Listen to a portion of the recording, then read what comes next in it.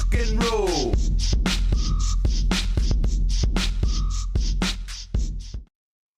Well, hello and welcome to the Daily Atheist Morning Show. I am your host, the Amazing Super Chris. Thank you for joining me this morning. Chris Mallard, that is, if you don't know.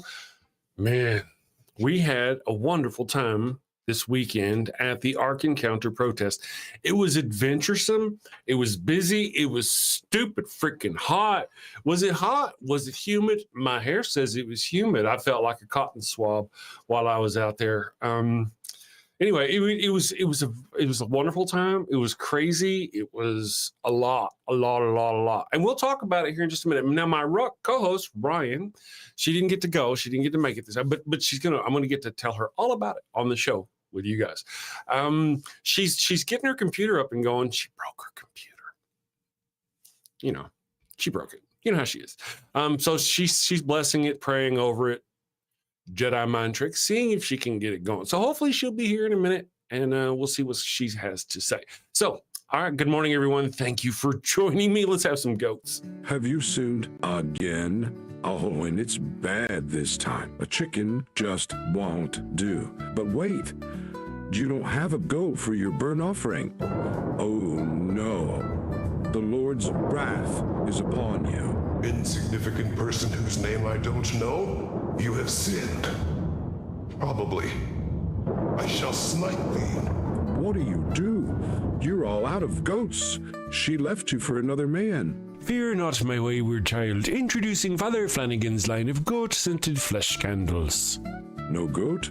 No problem. Just light one of these bad boys and let the sweet, savory scent of burning goat flesh rise up to the heavens. Is that goat? It's easy, it's fast, and deluxe models even have patented technology that produces a goat screaming sound as the wick burns. Father Flanagan's line of goat-scented candles. Save a goat, burn a candle. Father Flanagan's line of goat-scented flesh candles are part of our You Do You Jew interfaith outreach program. When you sinned and need to atone, light a candle and avoid the stone. When the Lord requires that pungent smell, light a candle or you're going to hell. All right. Hello, everyone. I hope you had a wonderful weekend. I'm going to try to keep up with the chat. Man, I got to say, I had a fantastic weekend. Joe, the Kentucky Atheist, I want to thank Joe. If you're watching, I so appreciate all the organizing you did trying to get this put together. It was a huge... So we did have some disorganization at the event as far as getting everybody there. I will tell you stories about it. But I have to say a couple things. One is those things made it that much. I mean, I will never forget. Let me bring up Ryan. There are things about this. This is one of my first public speaking opportunities like this, and I will never forget what happened. And I'm going to tell you guys about it. There was so many things. I mean, everything from just the heat and the humidity to Joe trying to get me killed. It was a fantastic adventure. Yeah, Joe, I'm going to tell him. So, hi, Ryan, how are you doing? Oh, hi. Am I here? You're here. You are here. Hi. It's good to see you. Welcome back to your, normal home online with us. Thank you. Thank you very much. I missed you. I missed you. I missed it yesterday whenever I was on the planes back to here. I was like, man, I kind of missed doing the thing, It was kind of weird not having the morning show to do. I agree. The thing to do. Yeah.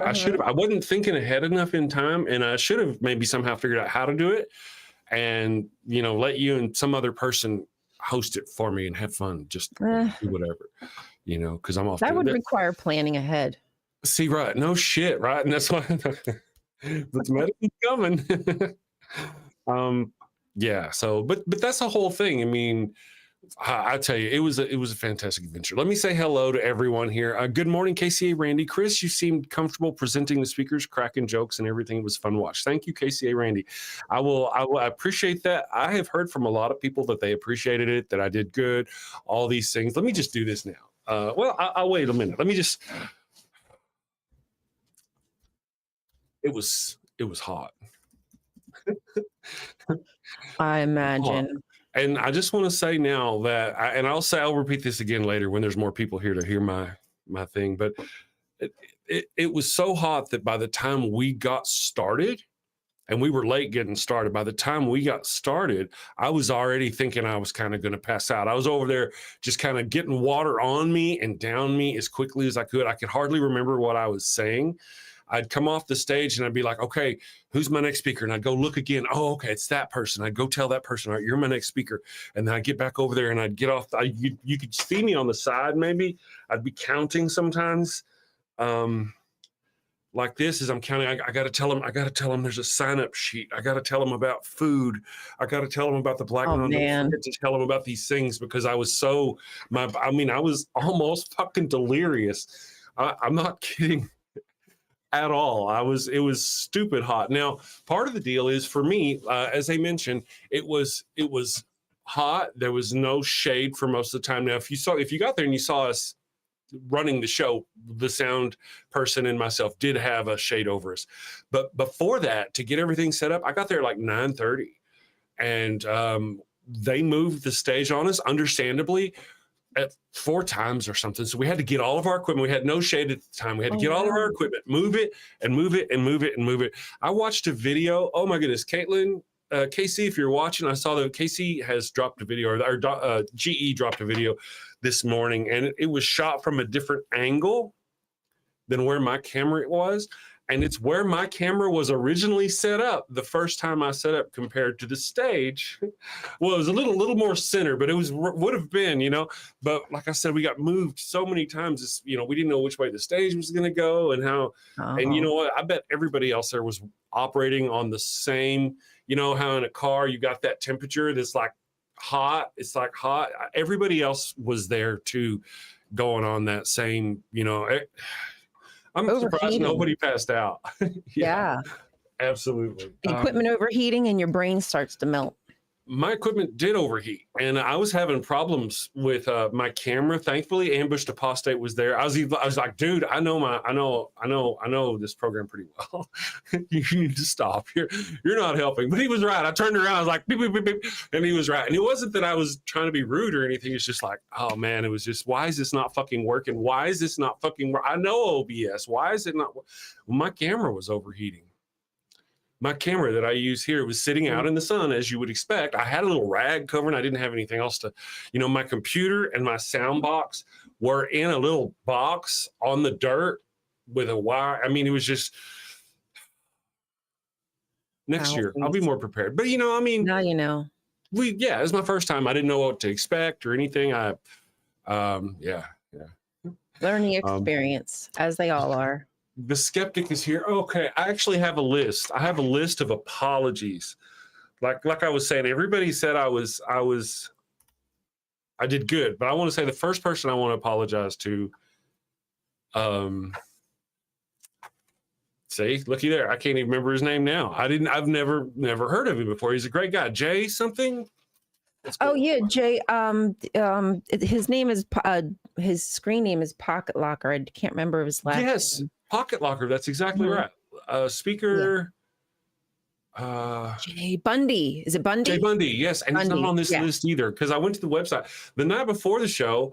I was going to kind of bone up on who's going to be there, and there was, and over time. What's that? Nothing. I was just saying, Bundy. Dr. Jay Bundy. Yeah. Yes, Dr. Jay Bundy. So I walked up to him. I spoke to him there, and I like I said, he's our first, or not our first speaker. Was he? No, he's like a second speaker. And it was so hot, my brain was mush. Already before we even started, we started like a half hour late because I couldn't get my camera to work. I didn't realize it had overheated, and we went through our thing, and we got the thing going. Oh my goodness! And I was already overheated. And so anyway, Jay Bundy, I walk over to his table and I say, "Hello." And you are, how would you want me to introduce you? And he told me Dr. Jay Bundy. And he said, what was that? The word you said just a minute ago? His what he's known as? Pocket Locker? Pocket Locker. Yes. Mm-hmm. He had all these things. that he told me, but by the time I could just walk back up to the stage, I could barely remember his name. And I asked him, I was like, "Are you an author or are you a doctor?" He's, "No, I'm a doctor." And I was, so by the time I got back up there, I was like, "Is it author Jay Bundy or was it Dr. Jay Bundy?" I mean, oh my goodness, my hat, it looked like a multicolored hat, like a light brown on the outside, dark brown, and then a light brown on the top. It was just a sweatband all the way around. Oh, my man. hat. And I took it off one time. I looked at it, and on the top of it, there was a round circle of sweat on top of my hat. Yummy. Oh my goodness. So I want to apologize to everyone. Whenever John came up, the skeptic came up. Oh my goodness. I was I think I remembered the name. Let's see here. Am I remembering the right thing anyway? Again, my brain was so mushy. Hi, John. Yeah. I didn't realize he was in the chat. We met at AA Con back in 2022, 3, something like that. 2. Yeah.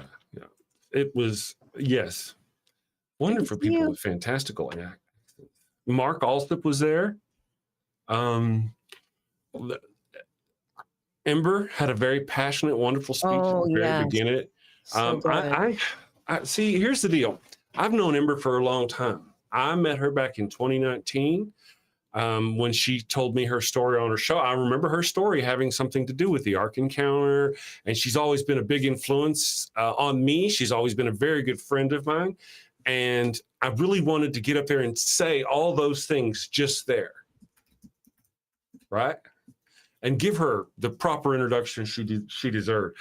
But by the time I got up there, I was like, "This is Ember from Better Than Ember. You know Ember. Come on, Ember. Don't step on my damn camera, woman. Get up here." You know what I mean? Like, redneck Chris was all I could muster. Oh, good job, Chris. I did give her the shout out, but not nearly as good. And it was that way with every one of them. Every one of them in my head, I'd already prepared better than what they got. And I was very frustrated with myself. So everyone who is a guest, I apologize, 1,000 apologies. Next time I will mega hydrate. I don't know what the hell. That was something else. Ask Nancy. It was great. Wow, it was stupid hot. And I'm all running around hugging people. I saw, Elliot was there. And I saw Elliot while I'm up on the stage. I'm like, "Oh, there's Elliot." Did Elliot come over there and wait for me to love on me and hug me and give me the attention that I so dearly crave? No, Elliot did not. He grabbed a sign of hate and went out to the street and was holding anyway.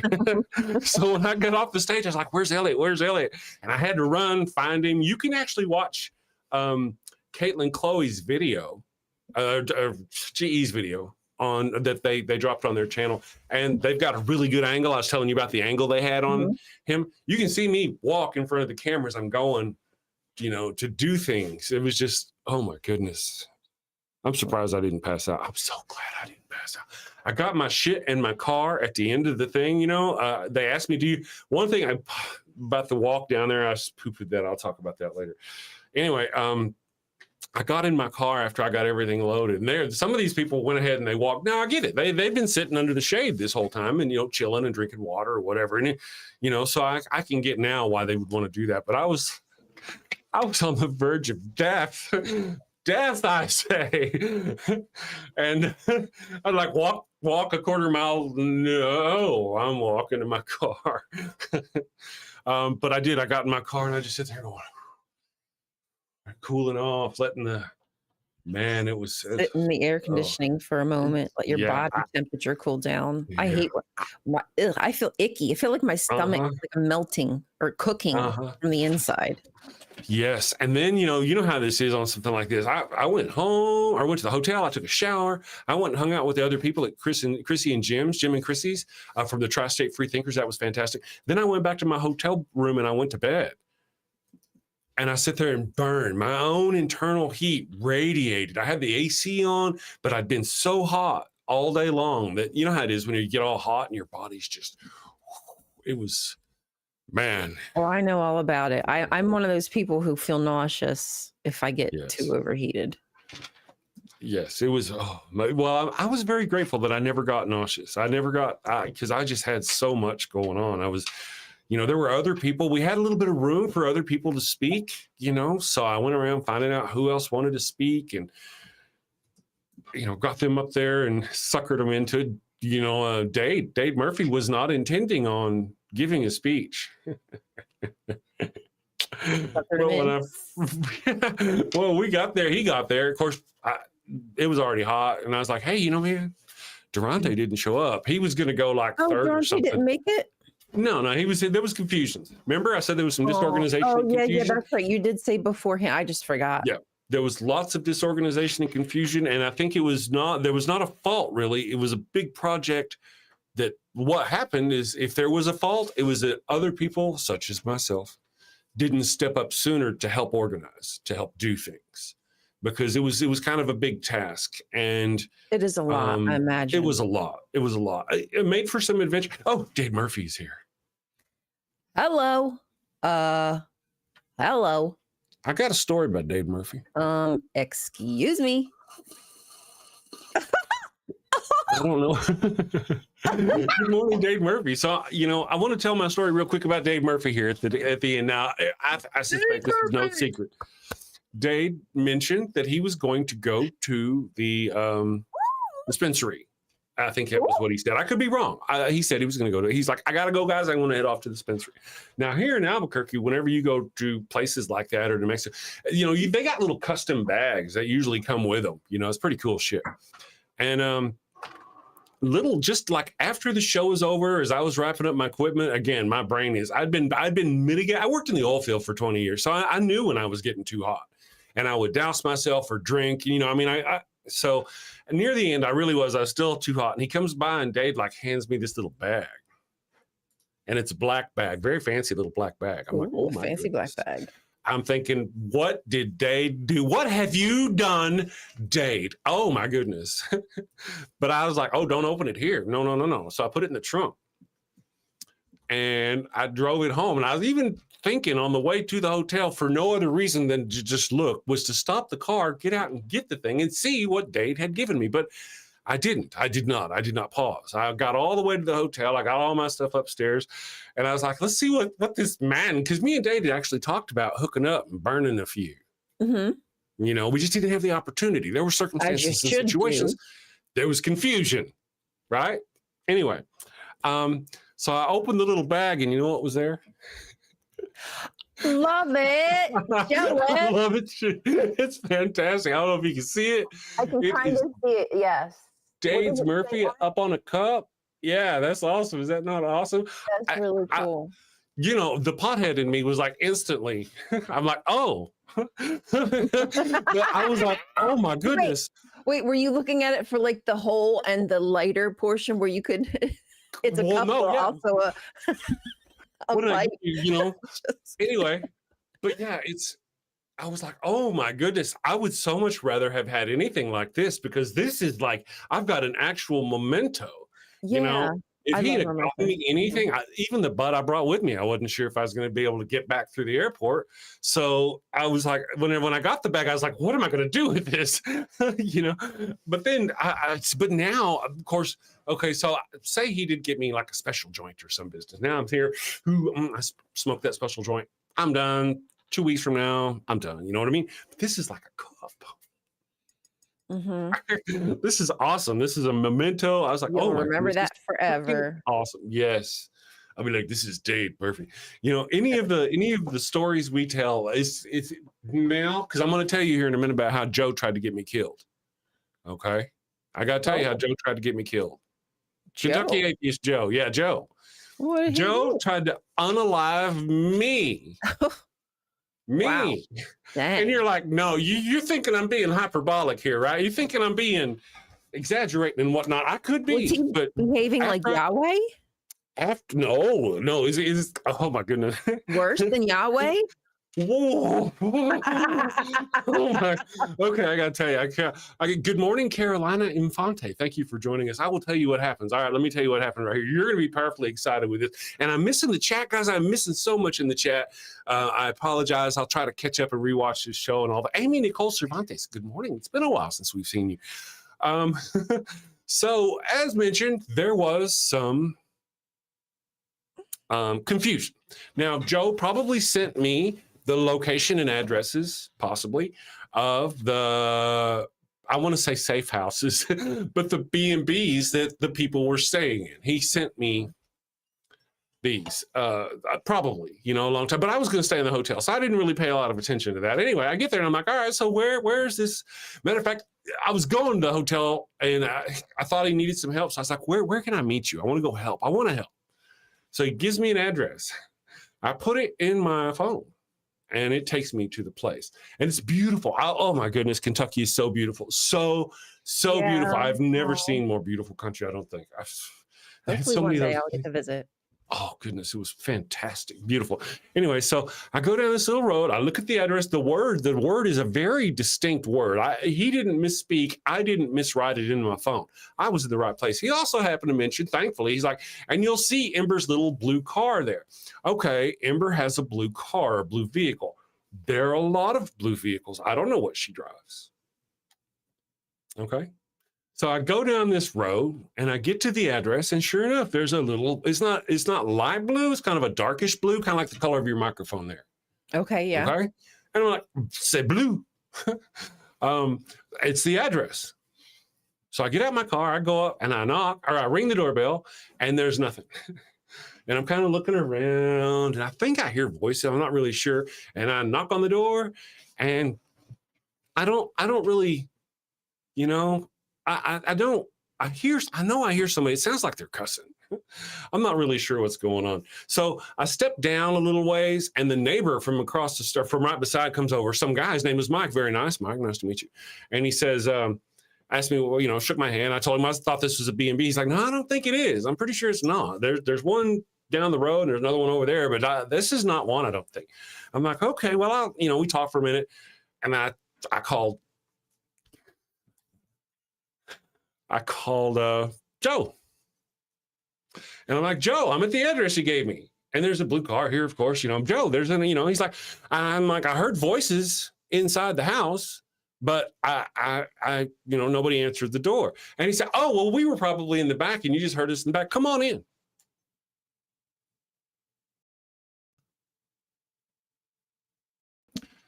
My friends, I was in Kentucky and I was not at the right house. Oh, Lord Jesus. Now, me being the chicken shit I am, said no, I am not going in. And I am not shitting you people. This is, and so Joe comes out and he's like, well, there's he's like these big blue banners right out front. Okay. So I don't see any big blue banners, and he steps out and I can see him come out to there. I'm looking down there. I can see him come out and he's telling me, well, come on down. He finds the address. Oh, it's like 224 or something. That's what it is. I've been giving everyone the other address, but somehow you've been finding it or something. Oh, no. But he comes out and he's looking the wrong way. He's not even looking at the direction that he gave me. But yeah, had I gone in, I'd have been shot. I'd have been so shot dead. You'd have heard me bouncing off the door first. I'd have been like, open that after knocking door. For like, I don't know how long you were standing there, but knocking for so long. And then you try to start opening the door. Shot you right through the door, bruh. I'd have met my maker that day. So now let me ask you. Did Joe not try to get me killed?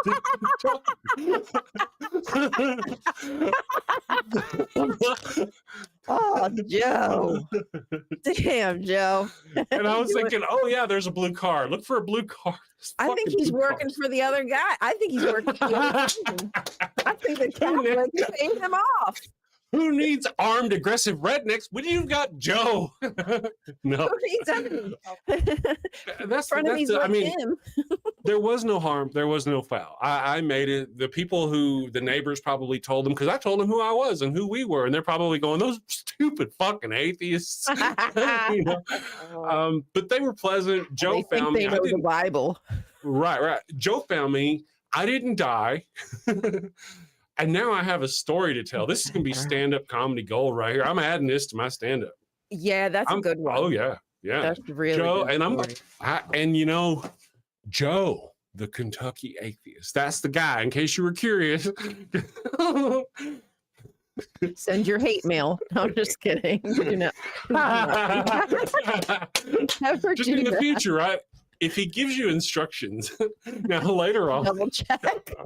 later that day, we were going to go to the party for Jim and Chrissy's, and he sent me the address, and I didn't trust him. I got to Jim and Chrissy's house at 7:00. There was supposed to be a party in there. I didn't see any cars parked in front of his place. Apparently, everybody else had the sense to park across the street, and his garage was open, and there was a single Tesla sitting in the way, getting charged. I'm like, oh man, am I in the right place? Luckily, I was at the right place. So, oh my goodness. So, Phew. that was kind of that's how the adventure started. After I got off the plane heading to the hotel. You've had quite a trip. I did. I am traumatized. Within a trip. Yes. And got PTSD. I want to say there was. I only laugh about PTSD because I have it.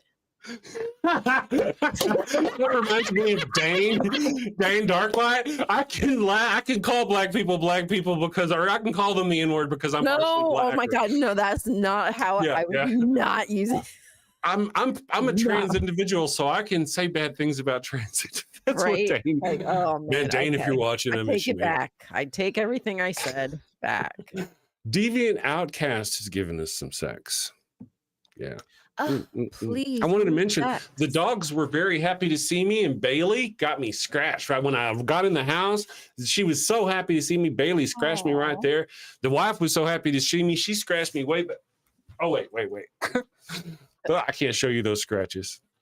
That's a total lie. I've been too dead to the world to do any kind of nookie. But hey, if you got it, you got it. Good morning, Nancy. Thank you for joining us.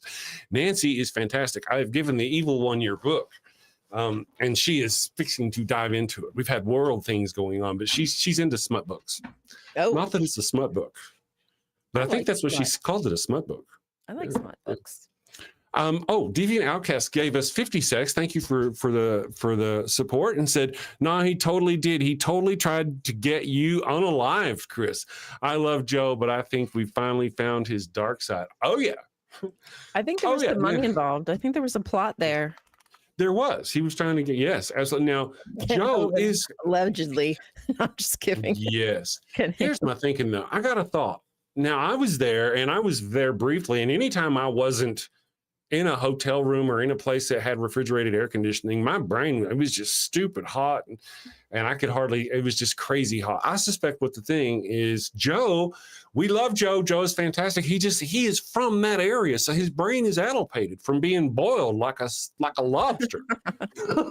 Not his fault. For so long. I know, right?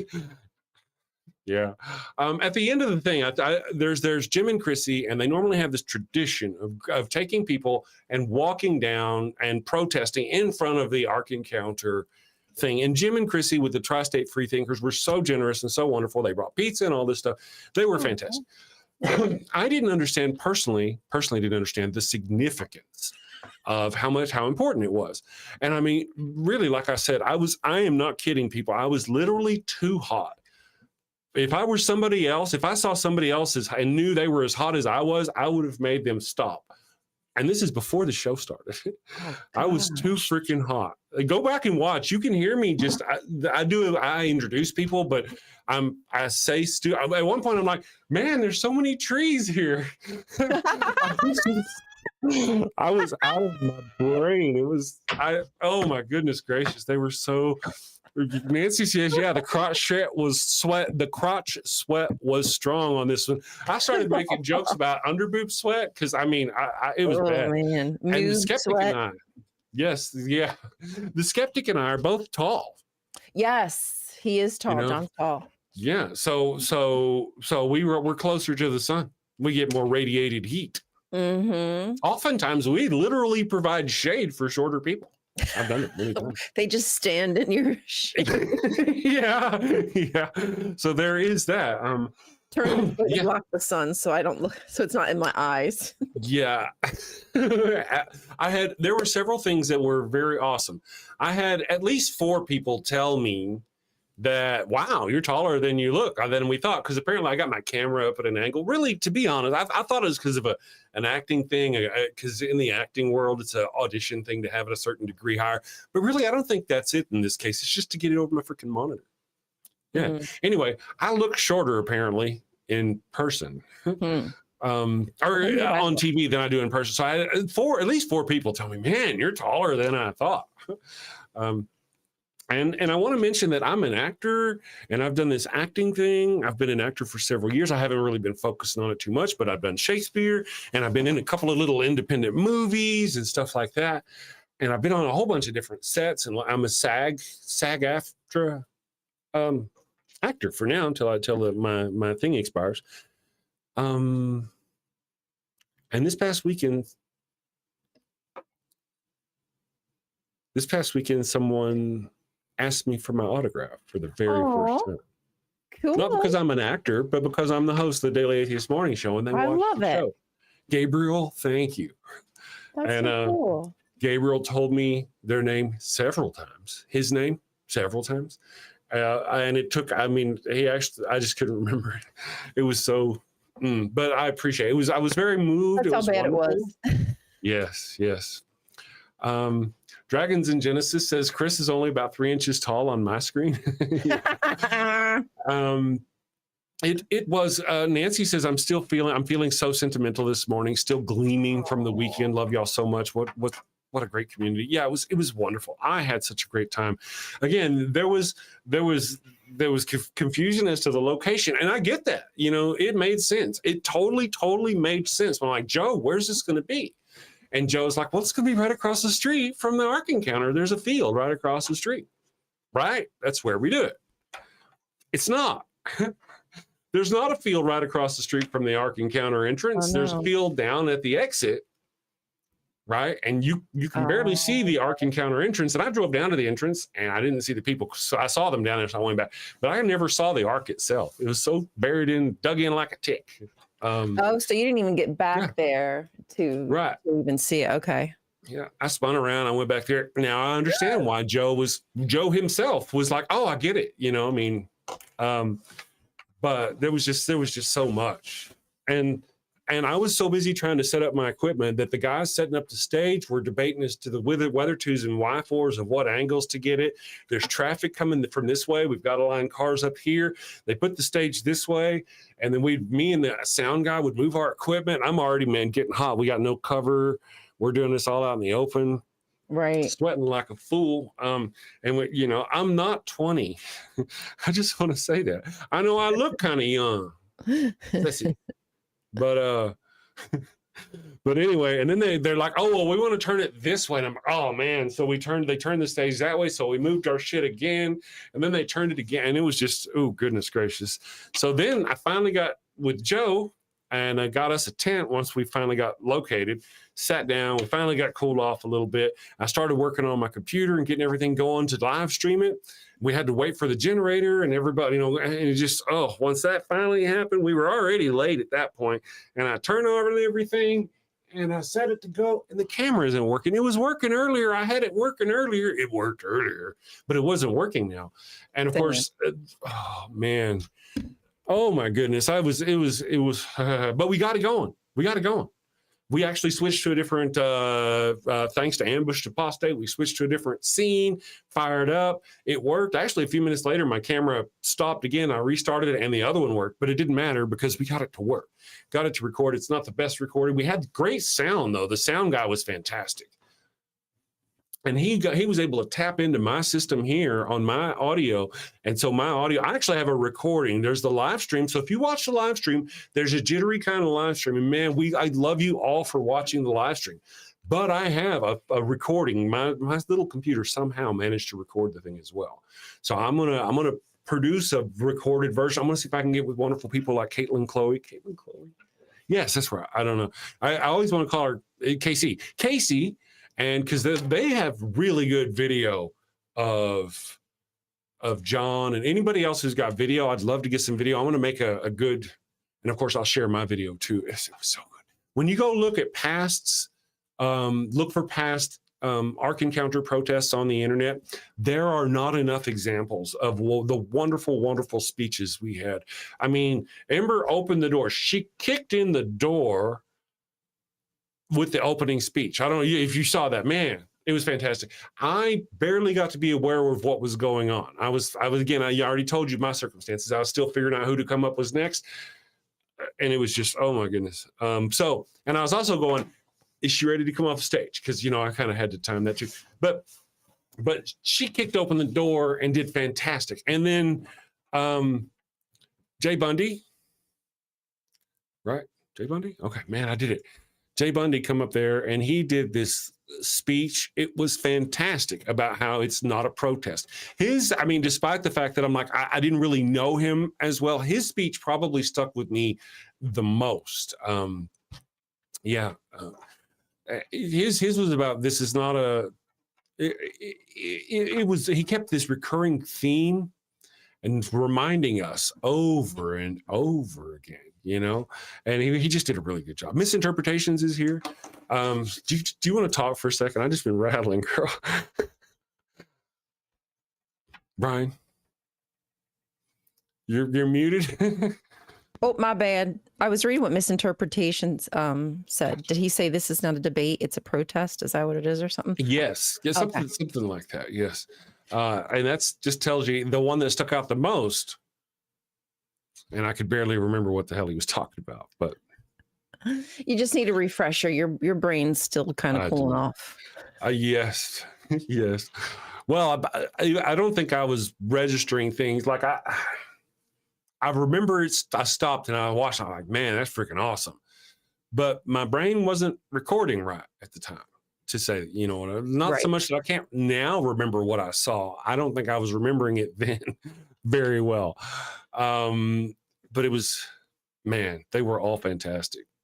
I'm jealous. Yep. Me too. I'm going to, if I ever get to do it again, I'm going to put a lot more effort and organization into certainly my part. I don't think no, they weren't, man. I tell you, it was stupid hot. Maybe that's why they thought I did a great job. They loved my shirt. I had Darkwing Duck on the shirt. I like the shirt. Yeah. Got lots of comments on the shirt. They thought the shirt was fantastical. Mm-hmm.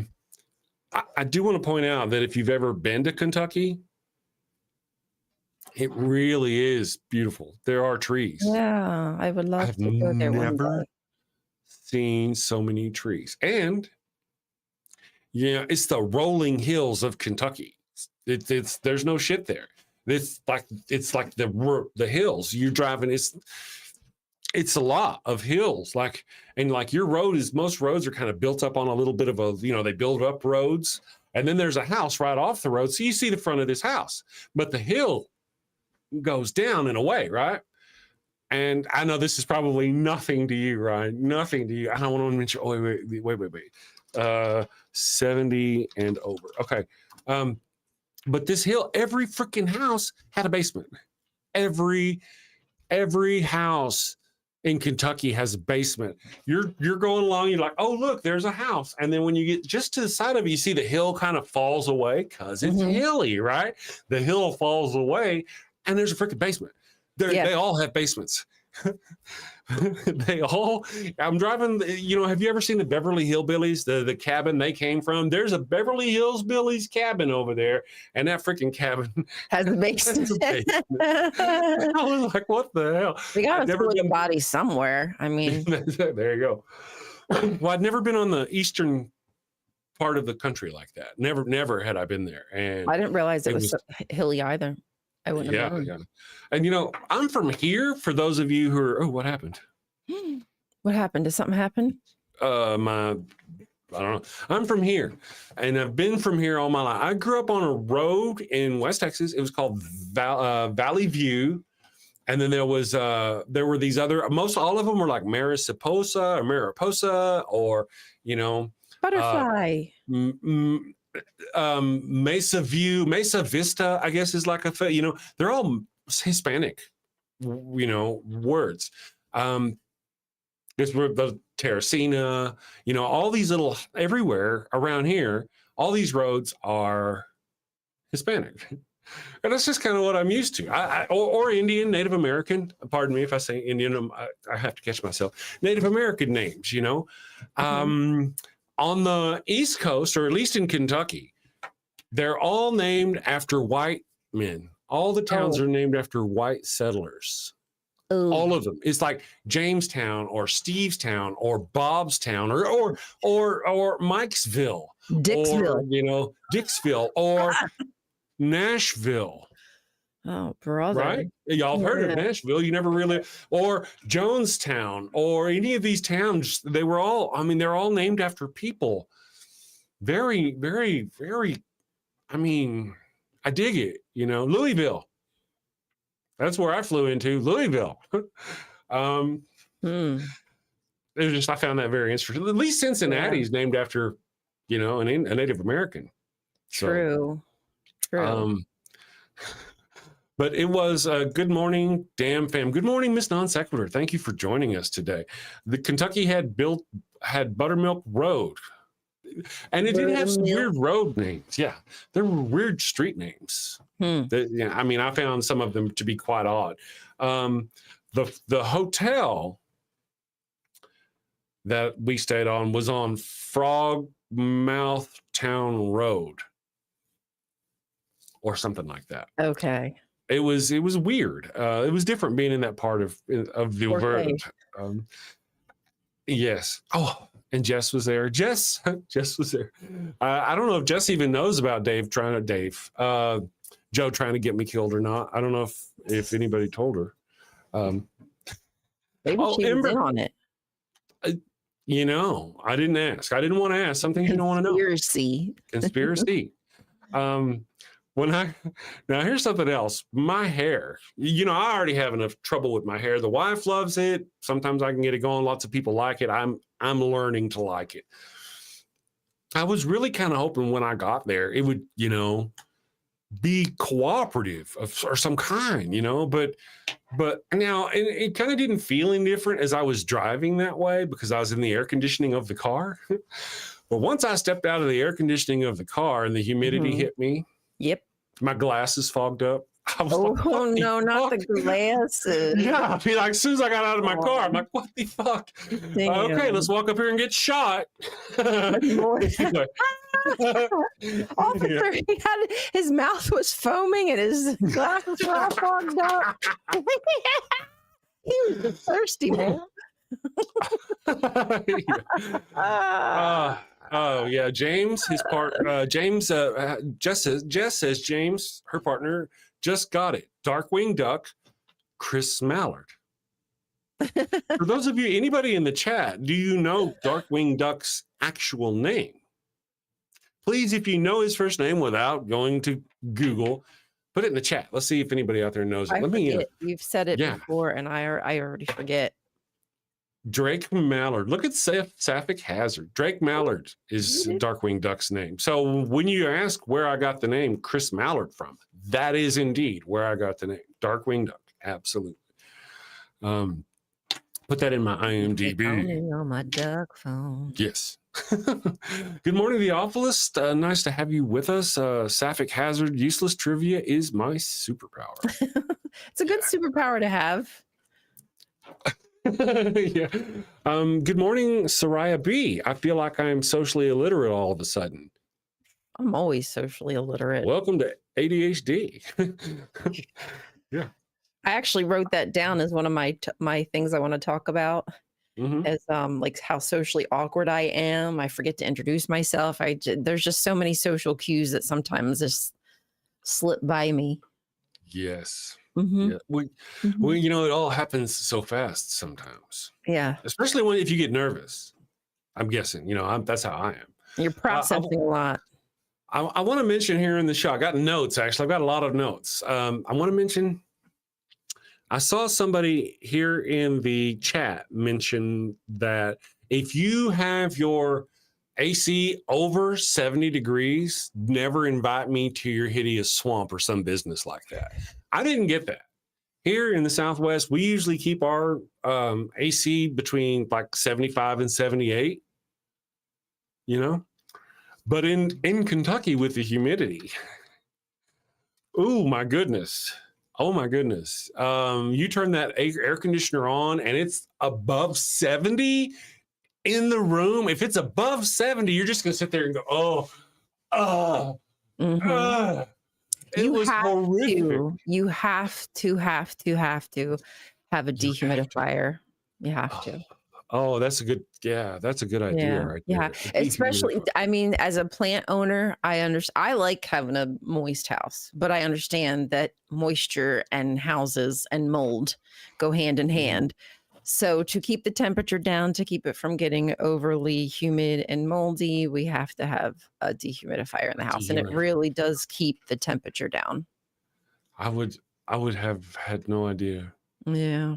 No. Honestly, like anything over 55% humidity in a house, you'll start to feel it on your skin. Oh yeah, it was. Oh goodness, it was bad. Yeah, the hotel was nice and comfy, but you step out, goodness gracious. And let me tell you, I got experiences. I got so many stories to tell about this trip. Let me share this next one with you. The hotel, you go in it's like a long walk, right? So you go in the center of the hotel, they give you your room. Well, my hotel, I'm like 203, woohoo. So I go up the elevator thinking 203 is just gonna be right over. Hell no, it's all the way down to the end of the elevator, into the thing. So I go all the way down there. There's my room. Fine. It's all fine. They give us these little keys, card keys. A hotel's got card keys, card keys. Have you ever been in one that required you to use that card key to use the elevator? I have, but it's not often. Yeah. Well, this one did. And it also required it at England where that happened. Oh, was it? Yeah. Wow. Well, this one had that, and it had it at both doors at both ends. So you could go in the ends. Well, my room was at the end. That should have been cool, right? Except for guess what, people? Guess what? I was smited by the Lord. Oh no. My first card they gave me barely worked in the air. I was like, is this card not working? Barely got me upstairs, barely got me into my room. Finally, I turned it in, and it certainly wouldn't get me in the end because I thought, this is cool. I even parked down by the end and tried to come in the door, and it wouldn't let me in because of the freaking card. So I walked around, and I get me a new card from these people. And I'm like, yay. So I go upstairs. I'm in the elevator this time. I'm like, okay, this one worked. Gets me upstairs. I go down the hall to my room. Gets me there. All right. Gets me there. Gets me in my room. Woo! All right. So the next morning, I get ready to go to the protest. So I got all my equipment. I got it loaded up in my bag. I carry it down the stairs right at the end because I don't want to walk all the way down to the elevator and use the elevator to go down. I just carry it down the stairwell, and I go out the door. And it's just as I walk out the door that I realize I left my car keys upstairs. So guess what I do? I break out my card and I go, this card is going to work. And it didn't fucking work. Oh, no. It did not get me in this. I got all my stuff, my whole everything. It's fucking 9 o'clock in the morning. This is on the sun side. So the sun is just burning down. Already. I have to walk down the building with carrying all my shit. And I'm like, this thing doesn't work. I tell them the thing doesn't work. And like, oh no, the maintenance man. Yeah, the battery is out on that one. And the maintenance man is going to fix it Monday. Thanks for the warning sign. Yeah, no doubt. So I walked my happy ass back to my car after getting my key, because now I had to go upstairs and all the way down to my room to get my key so I could go. Oh man, it sucked. So every little aspect of this story has got a tale that I wanna. Nothing was as straightforward as you think it's going to be, and then frustration ensues. Like one thing, two things, three things with the stress. I know. Okay.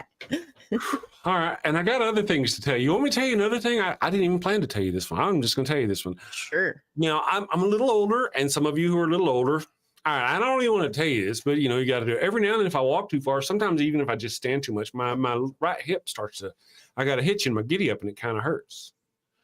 Well, after all this, I was already a little sore on my side, so I was kind of limping as I was walking, coming back in the airport and getting on the plane and all that.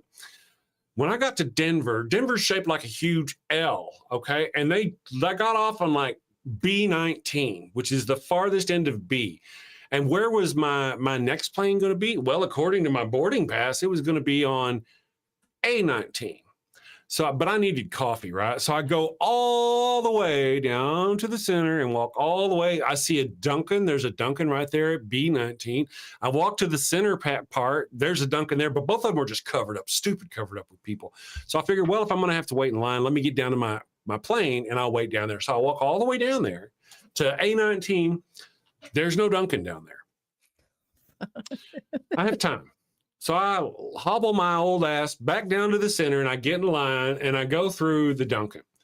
Point A, Dunkin's equivalent of a white mocha is not a white mocha, but it was still worth it. Anyway, so I go through the line and I walk my ass all the way back to A-19 where my boarding pass is.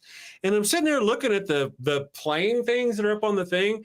And it's like some other flight number to Sacramento, boarding in 10. And I'm like, Oh no. huh. That don't seem right. And this is like minutes before my plane is supposed to start boarding. And then, so I go to this lady. I'm like, I think I'm maybe at the wrong gate. Well, guess where my plane was? It was on B7.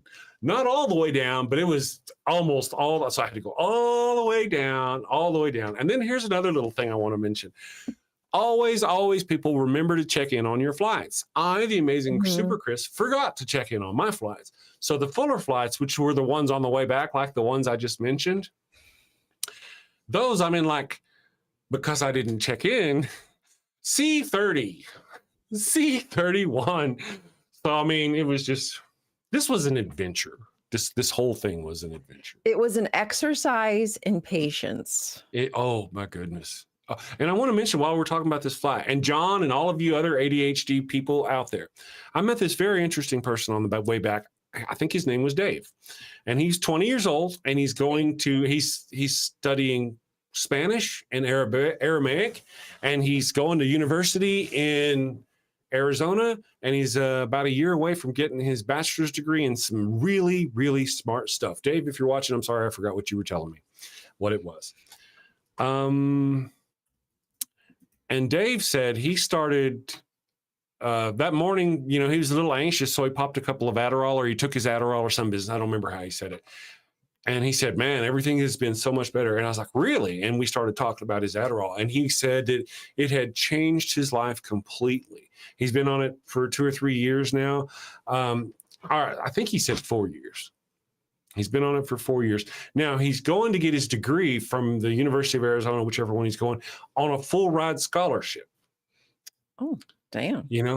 And whenever he's telling me that the ADHD medicine changed his life and he's been on it for 4 years, and like he's been, I'm thinking, I'm really hopeful that it's going to really help. Yeah, that's great. Good.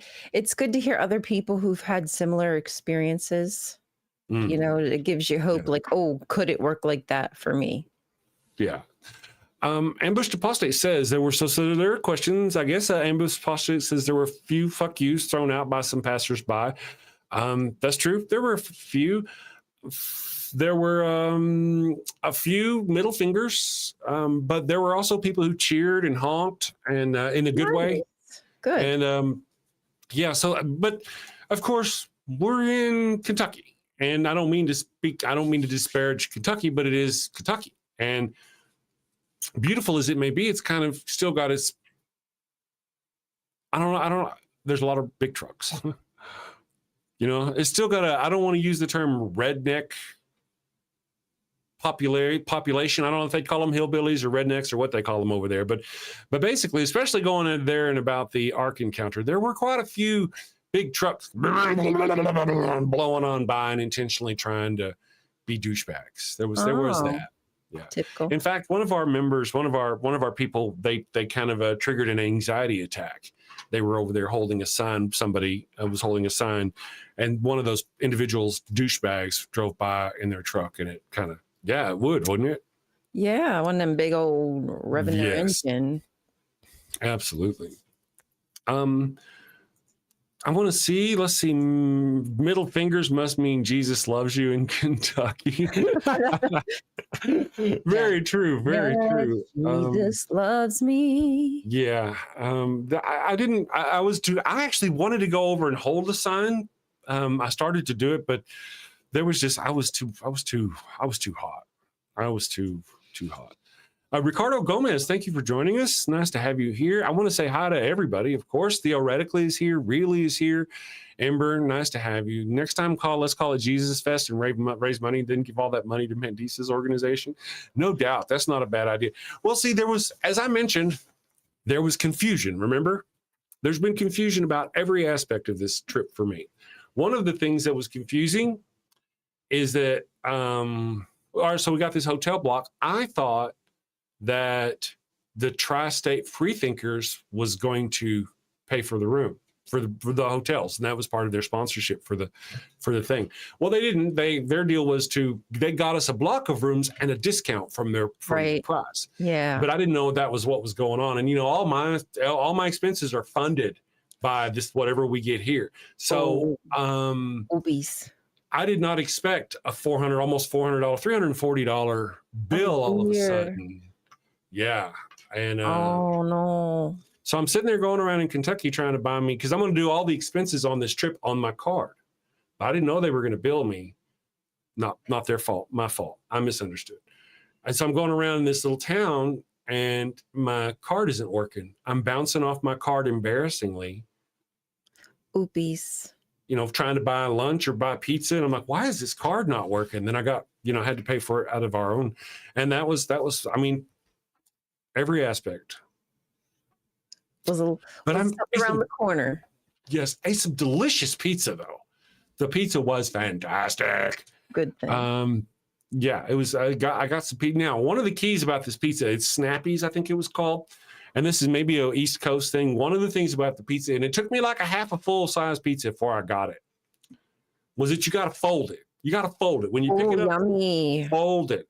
Pour your ranch on there, fold it. Oh, my goodness. It was, before that, I was like, oh, my God, all the shit fell off of it. Yeah, because it flops. So when you fold it, it gives it a little stability. Oh, man, that was good. You see, I just have two, and I make a sandwich. Yeah, that's, just engorge yourself. Do there it you the go. right There you way. go. It was indeed fantastic. And the food was good. Everything was, every aspect of it. Let me go back to my list. Okay, I want to take some of these things 70 degrees and over.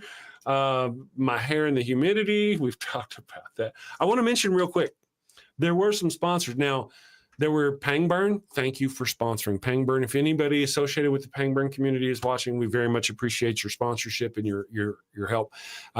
Jim and Chrissy from the Tri-State Freethinkers. Thank you very much for your support. I am sorry that I didn't take the walk at the end of it seriously.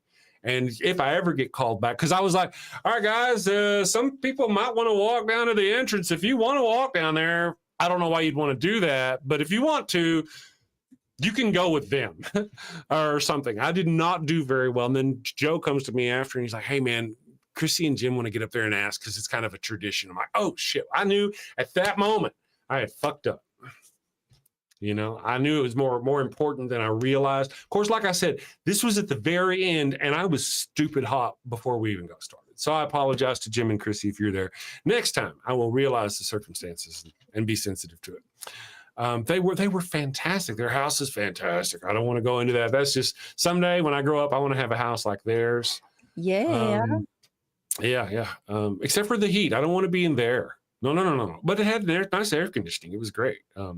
They were fantastic. Their little dog Bruiser was quite the bruiser. He's a bruiser. Don't mock Bruiser. Bruiser was awesome.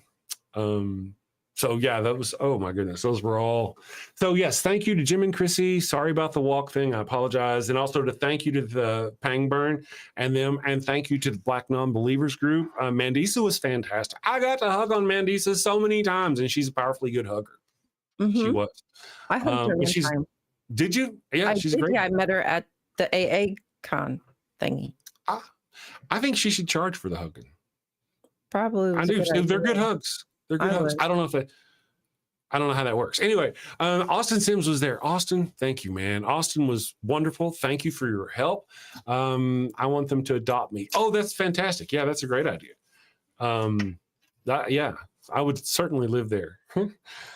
Their house was fantastic. They had oh man, I did not know. There's this wonderful solo that Prince does during the Rock and Roll Hall of Fame. He comes out and just kind of kills it. There's a story about how he didn't communicate and tell him what was going to happen, and he just blew them all away. And it was fantastic. He took us into this little theater he has down in the what? Basement? Down in the what, Ryan? Down in the basement, Ryan. It was down in the damn basement. Is that where he keeps the bodies? And there were no bodies. Oh, they probably have a sub basement. Since everybody has basements, there's no, they probably have a sub basement. Yeah, got to be different. Captive Desk. Yes, Dave was fantastic. Dave, I feel you, Dave. There was this. You're either cold and wet, or you're hot and wet.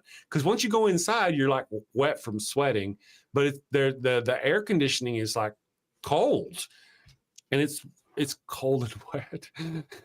I don't know. It was a temperature wise, it was a very interesting experience. So in the future, should this ever happen, now next year, Jim and Chrissy are planning on hosting it themselves again next year. And I would love to come back as a host, as a guest, as a speaker, as a MC, whatever they'll have. Either way, I'll be more prepared. I do like the idea of being able to live stream it. And I'll try to, now that I know kind of the circumstances of the situation, yeah, it'll be better.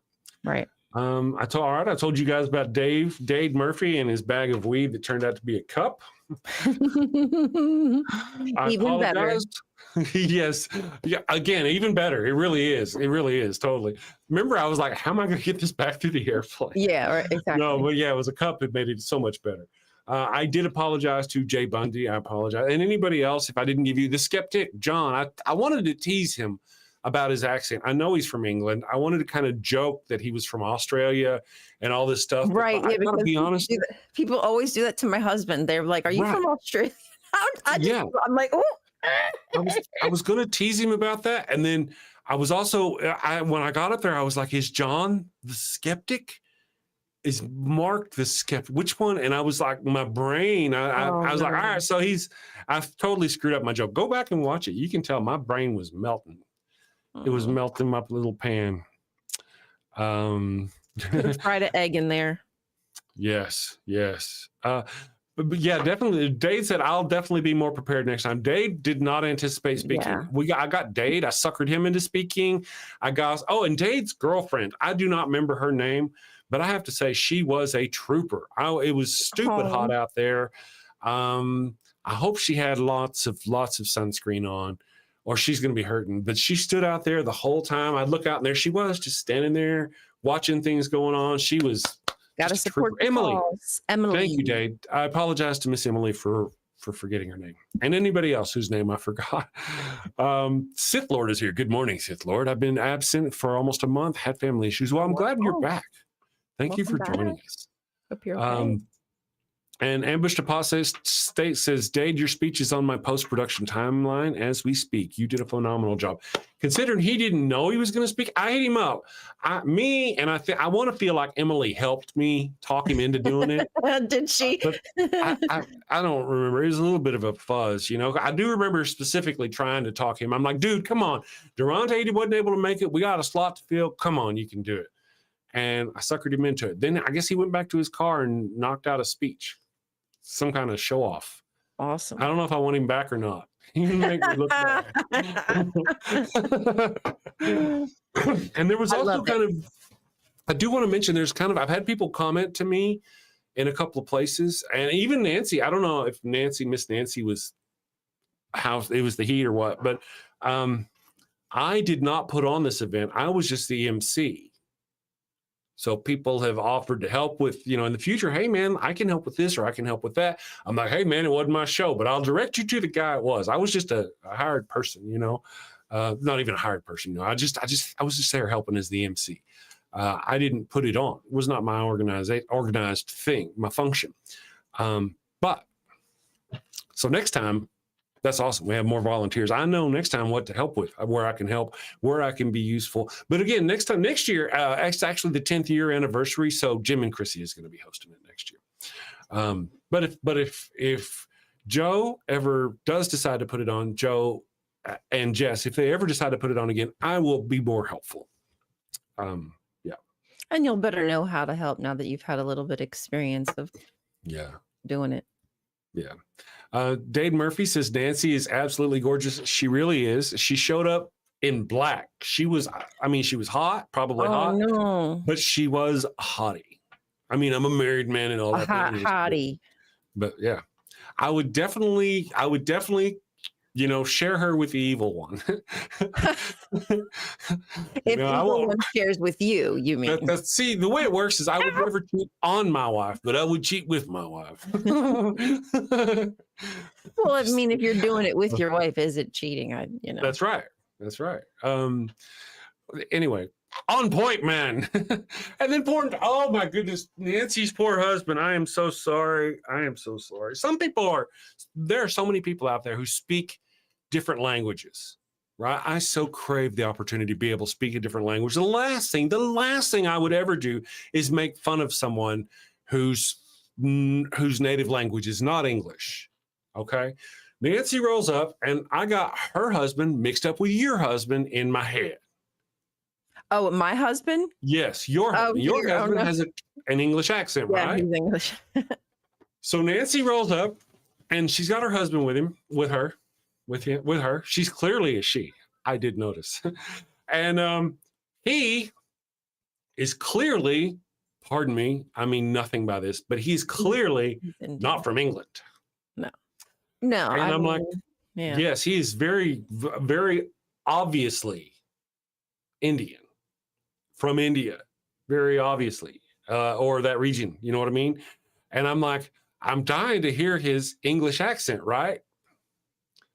Right? Because it's just, how it sounds to see an accent coming out of someone that doesn't cop. I used to have a friend, his name is Robert. I remember meeting Roberto.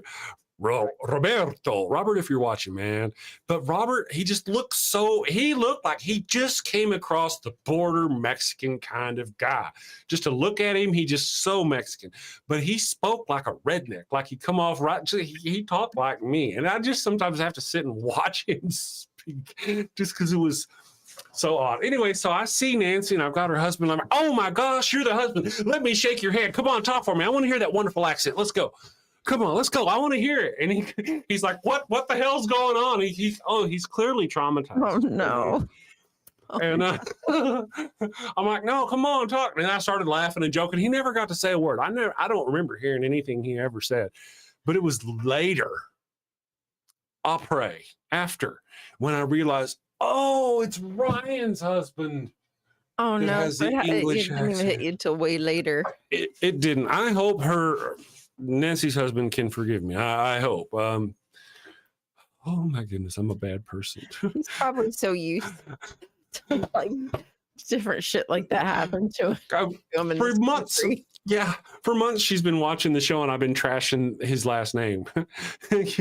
I'll be like, Nancy Viswanathan. Is it Viswanathan? Viswanathan. I'm a bad man. Anyway, Nancy, I love you. You're so wonderful, so fun. She was so fun. I can't wait to meet Patty. I don't know, though. They look so much alike. Really, when you look at them, the difference is one's got straight hair, one's got curly hair. Are there really two of them? I won't believe there are two of them until I get to hug them both at the same time. See? That's my thank you. Good morning, Wasted Human. AJ, good morning. Thank you for joining us. Nancy says he was fine. He went to Cincinnati and skydived after that. Oh, that's awesome. Yeah. Dang. You know what? I tell you, I'm not insulted at all. I'm going to go rich person somewhere. I'm going to go rich person. You guys stay here and do your thing. I'm going to rich person, go rich person stuff. You stay here. I'll spit on you from 5,000 feet. I'm glad he got to do the skydiving. It means you're human, Ricardo. Good morning, Ricardo. Thank you for joining us. I appreciate that. Carrie Ann Chrysler, the show title should be Confession. I know. It was just so much going on. Right. But it was fun. It was an experience. I'm going to have a hard time. I even have more notes. Let me see what I got here. Poor. I mean, of course, he probably doesn't mind, but like she said, don't worry about it. But it bothered me that I was like, oh, shit, did I really just do that to someone? Let's see. The protest was a lot of fun. My mind was goo. We talked about that. Joe tried to get me killed. We talked about that. There was a bit of some disorganization that we did experience, and my best solution was that I very much appreciate those who did put it on, and I would love to help with the organization in the future. So that's what I blame me. So many trees. Every house has a basement. I want to mention. I'm just taking my notes off the list. All right, I think I talked about everything and I'll remember something shortly. Oh, I'm sure you have more. I'll remember something. It was an experience. Let me catch up with the chat now. Falad, do you actually have a Theocracy watch that you want to share, or if you don't have one? I actually have the one from last week. What is it about? Oh, okay, yeah, I have the one from last week, and it's almost a kind of like a good one, sort of, kind of like. Okay, then what we will do is I will take a break. Pardon me. I will run a Wild Bill commercial so I can get a cup of coffee, and when we get back, we'll do Theocracy Watch. All right, we'll be back in just a minute, guys. Thank you all for your patience as we do. Hello, and welcome to Shakespeare with a Redneck. What the? I am Wild Bill Wigglestick, and I'll be your handsome host, your gilded guide, your cowboy concierge of Shakespeare. Dude, really? Today on Shakespeare with a Redneck, I'm going to perform the prologue from Romeo and Juliet. Damn it, Bill.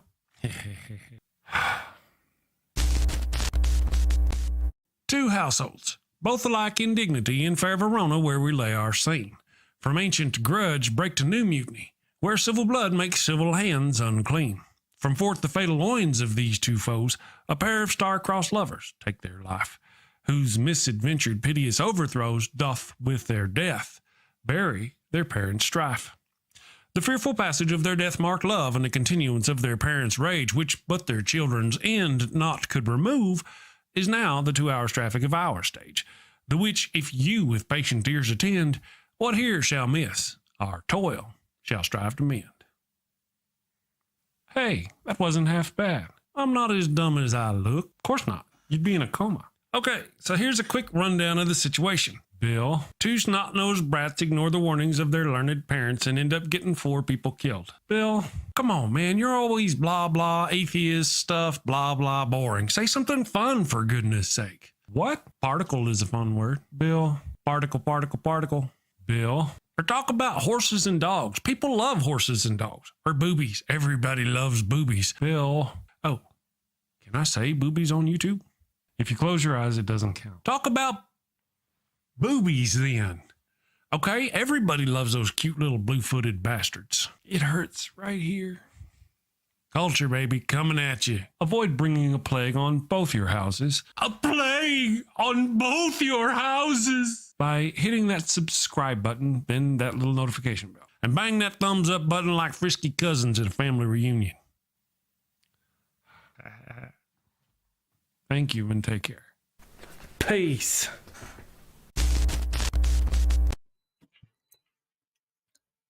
All right, and we are back. Ryan is off doing. She'll be back in just a second. Let me pull her down just for a second. I'll put my ear hole on. I gotta switch out. There we go, and this one here. Soraya, if I said your name right, thank you for joining us. Let me just make sure I did read that. That is indeed Soraya. And we're also texting in Discord. Thank you for updating me, Soraya. And I like this name. I think it's beautiful. Bomb Poppy, good morning. Yep, the belief can be very dangerous. Josh Connor, good morning. Thank you for joining us. You always hear about Christians hate, so atheists should show Christian love. Well, actually, we kind of do most of the time. We set a better example of good morals than Christians do all the time. Yeah, we really do. I'm better than Yahweh. Yes. And part of the deal is sorry guys, if there's an echo, let me finish hooking up my deal. Part of the deal though is that, it says it's already connected. Yes, and we're pretending Chris is going to remember what he was talking about by the time it's done. There we go.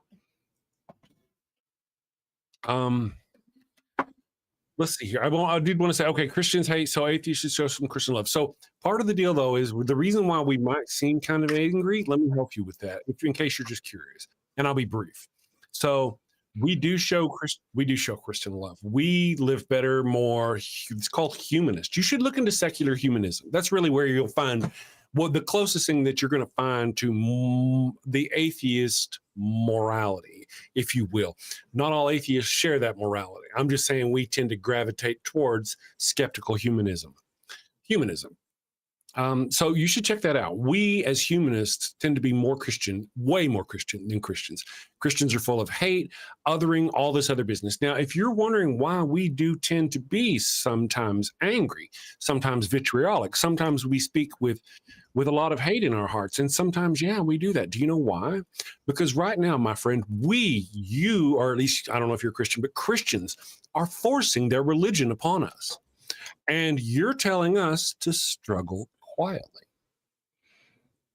When you're telling us to set a good example and not be angry atheists, that's kind of what you're telling us.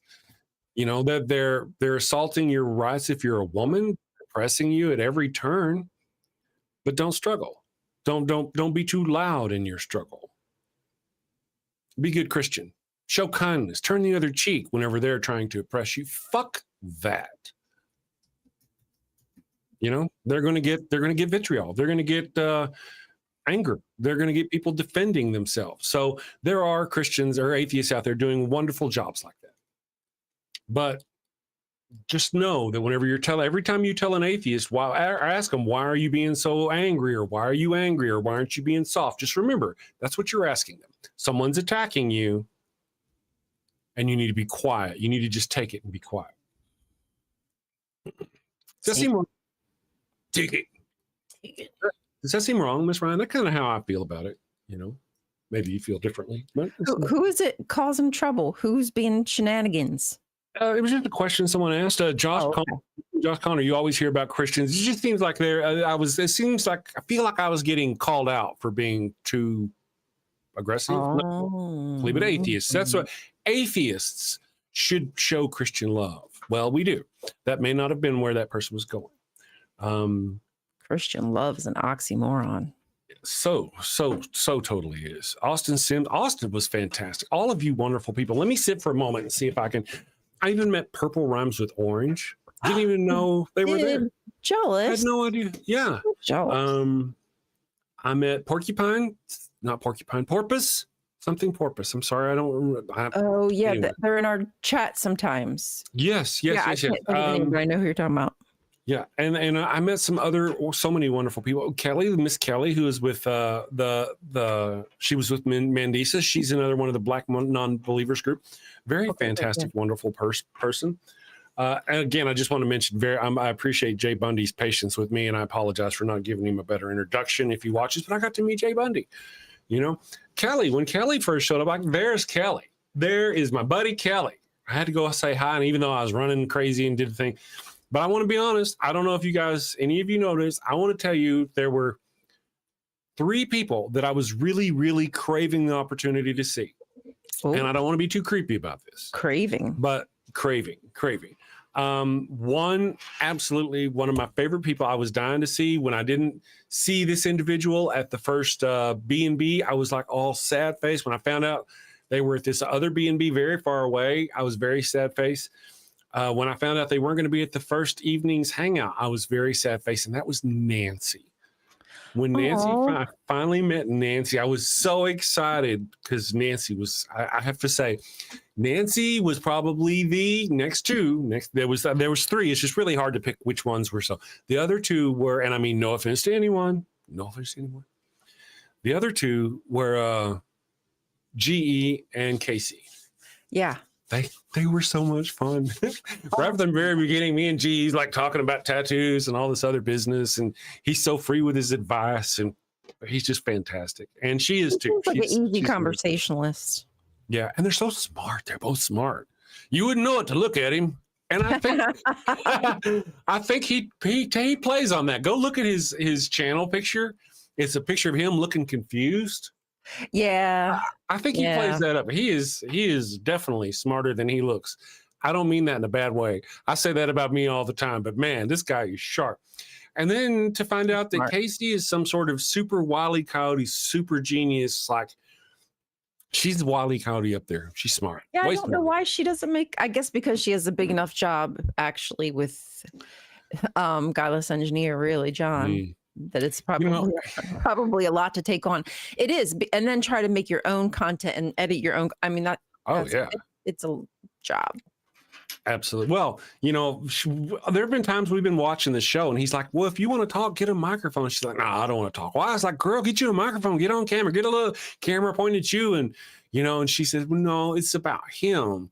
And I don't think she realizes the draw she would bring because they as a team, she's his evil one. Yeah. Yeah. I would love to see them do some kind of team thing, podcast type deal. That would be fun. Yeah. Absolutely. Well, she was fantastic. Now, one of the things I got to be fair and honest. I've always been fair and honest about my desire to grow the channel and do the thing and grow the Daily Atheist Morning Show. I don't know if this was because of it related to what we did this weekend or anything, but when I got up from my nap yesterday, after I got home about 10 o'clock, 10:30 my time, because I remember I got on the plane. So you don't know. I got on the plane stupid early. But I got home and I got myself a nap. And whenever I woke up from my nap, I had an invitation from the ACA to host on Truth Wanted this Friday night. Yeah. So I don't know who I'm going to be hosting with. It would be awesome if it were with Kelly again, but it might not be. But I was honored. I was a little, because I was surprised. I was honored and surprised. Congratulations. That's fun. Yeah. For all I know, they're just like, hey, we got a spot. Remember that Chris guy was on here last year? Let's get him back. And had nothing to do with it. But it doesn't matter. Honestly, it doesn't matter. It just matters that you get your foot in the door. I've been on there before. It's just been a while because they got such a heavy schedule, Yeah, that's what I'm saying. Unless you're really like in with Flynn, it might take a little bit to work you in, but that's just a perfect little opening. Absolutely. What I'm looking forward to, I don't know who it's going to be, but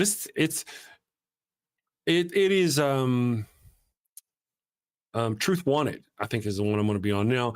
The Truth Wanted, I actually kind of look forward to that one a lot. I would love to do Atheist Experience. That's the big swingers up there. And I'd love to do Talk Heathen, of course. But Truth Wanted, I feel like for me has more draw because it's not just about religion. Sometimes that's kind of the way the conversation often goes there, but you can also talk about aliens or Bigfoot or anything. And I really enjoy the variety of that. So I can see the draw to that. I'm a variety kind of gal.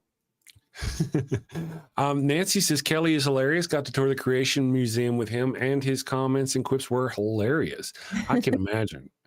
That is awesome. Thank you. I want to shout out to Seth, Ambushed Apostate, for all your help. Man, Seth was fantastic. He helped me with my computer. He also got video. He was just a man about helping with the generator and the stage and everything. I'm surprised he didn't pass out too.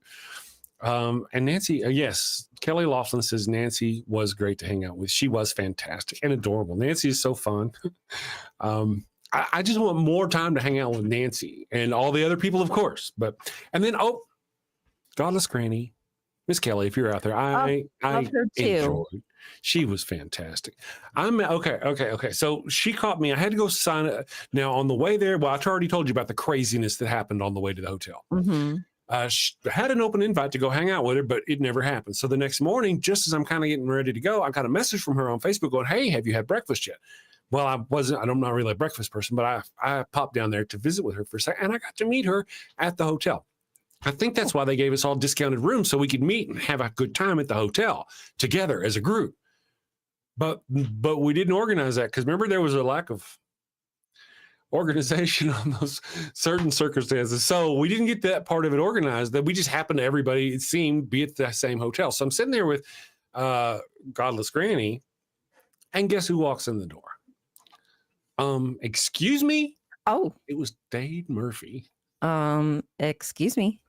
I had to go get me a hug. I had to go. It was a great meeting. It was Did you fantastic. squeeze really hard? I did. Dade was a little caught off guard, I think, just as surprised to see me as I was to see Dade. That's how I would have done it. I would have. Yeah, it was awesome. And then again, of course, I had to apply the peer pressure.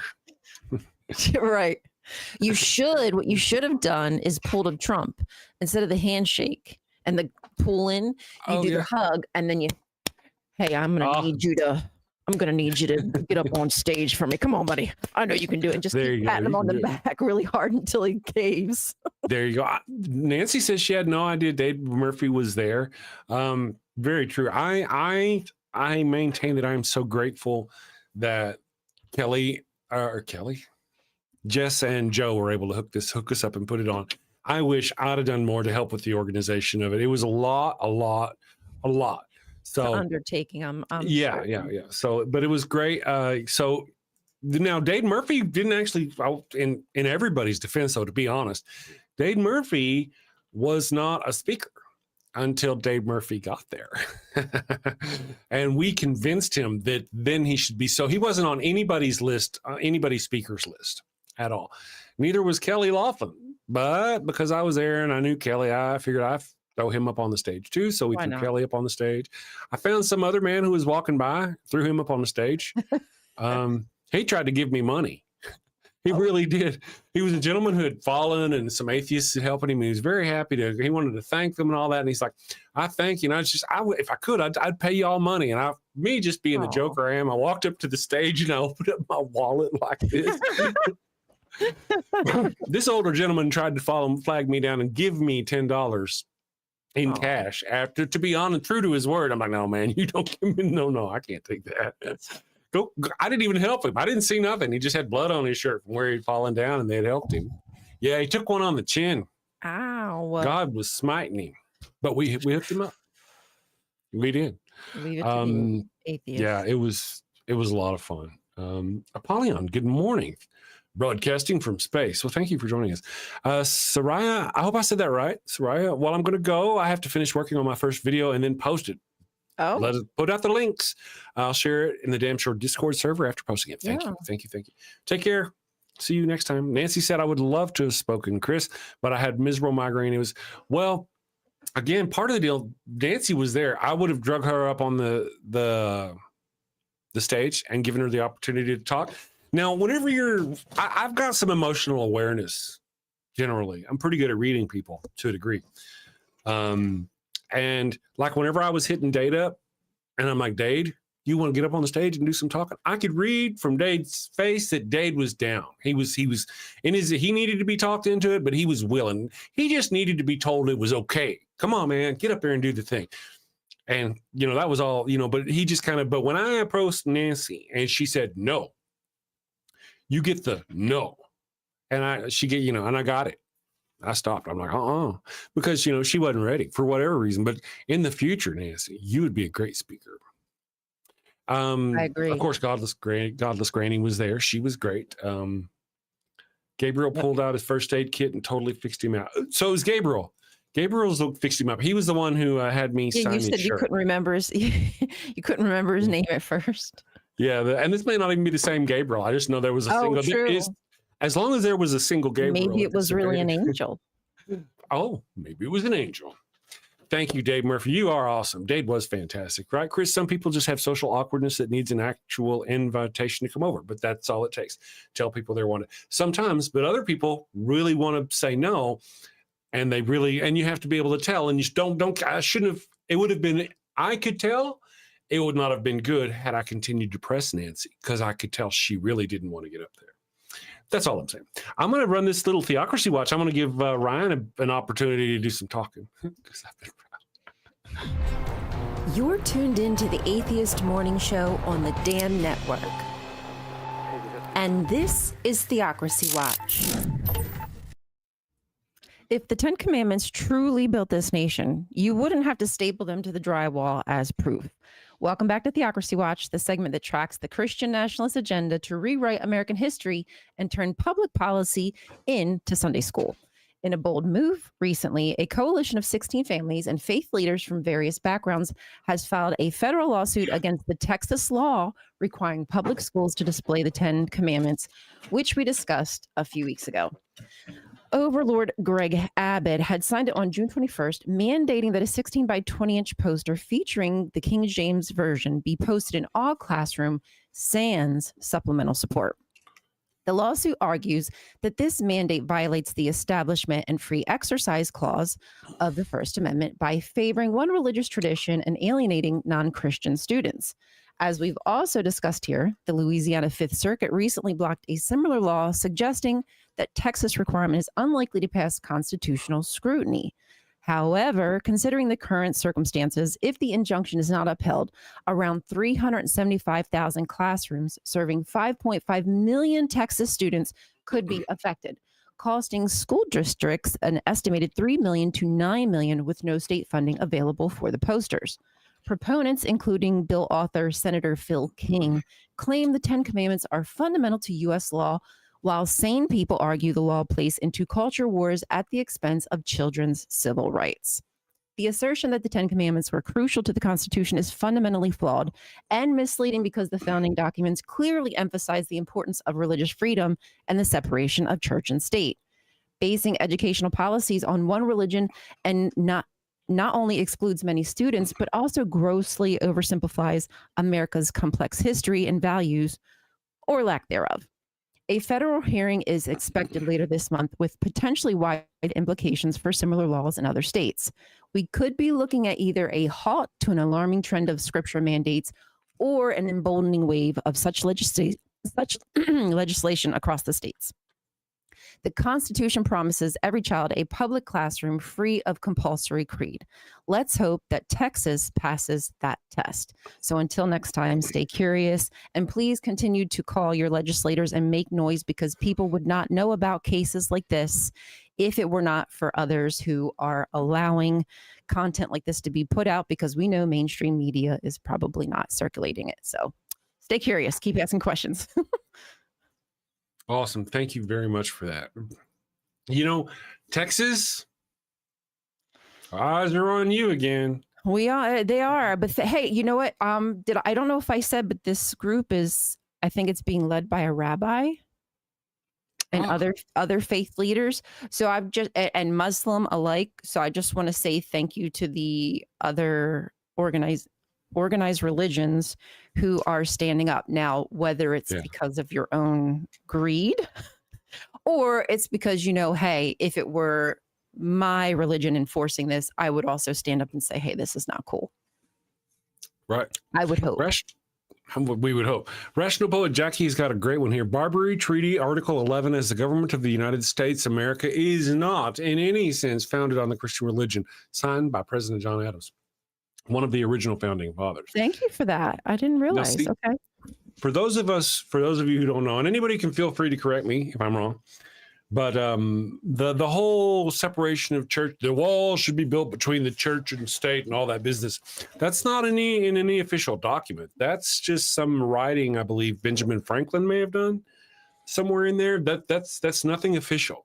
Mm-hmm. However, whenever John Adams wrote those words into that treaty with another country, that did indeed make it official, as the government of the United States of America is not in any sense founded on the Christian religion. So those Christians out there who don't like that, thank you very much, Rational Poet Jackie, for sharing that with us. Well, too I want to mention that revisionist history sucks. Mm-hmm. Very much it does. Captive Desk, Dave. I forgot to mention you. Dave was also there. I also managed to drag Dave up on the stage. And yes, get Dave to say some words to us too. So thank you for that. Brent A says $3 million for the 10 Commandments while poor children starve. Very Christian. Very true. Is that the cost that they're willing to put? I mean, how much is it going to cost to print out and do the 10 Commandments in every classroom? They're going to put them in like a little frame and all that stuff. They're going to spend all that money. Yep. I mean, kids already have to foot the bill for so many things in the classroom when it comes to stuff that I feel like the school really should be able to supply, like crayons and paper and pens and to some extent. Like if you want something special, yeah, but I don't know. That's kind of weird to me. It is. It is. I want to mention Ways to Human. Good morning, AJ. Thank you for joining us. She says Chris is going to be on the panel with Seth Andrews, the Dream Voice team. That's awesome. I'm so excited about being on this panel with Seth. It's going to be fantastic. Seth probably doesn't know I'm a real person or doesn't know I'm alive. Don't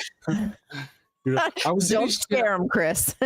I was in his chat one time, and he was asking a question. They changed out how to join. Remember the join button? There used to be a subscribe button, then it became a join button or something. He's asking, what do you guys see? Is there a donate button or what do you see down there? And I answered him. I was the first one to answer him. And he said, okay, I'll give you the shout out. And I felt a little hurt. Like, I was like, dude, I'm sitting here, what do you mean? Like it's bothered to just read the first answer. Anyway, but yeah, I love Seth. He lives in Tornadoville, I think, doesn't he? Oklahoma somewhere. Oh boy. Yes. So I'm looking for, here's the deal though. This is my thinking. Seth and me on a panel. Thank you, Brent A. I appreciate the confidence. Says every court needs a jester. I'm looking forward to the panel. Here's my thinking. The wonderful, wonderful, wonderful. Are you okay, girl? Oh, yes, you're fine. Never mind.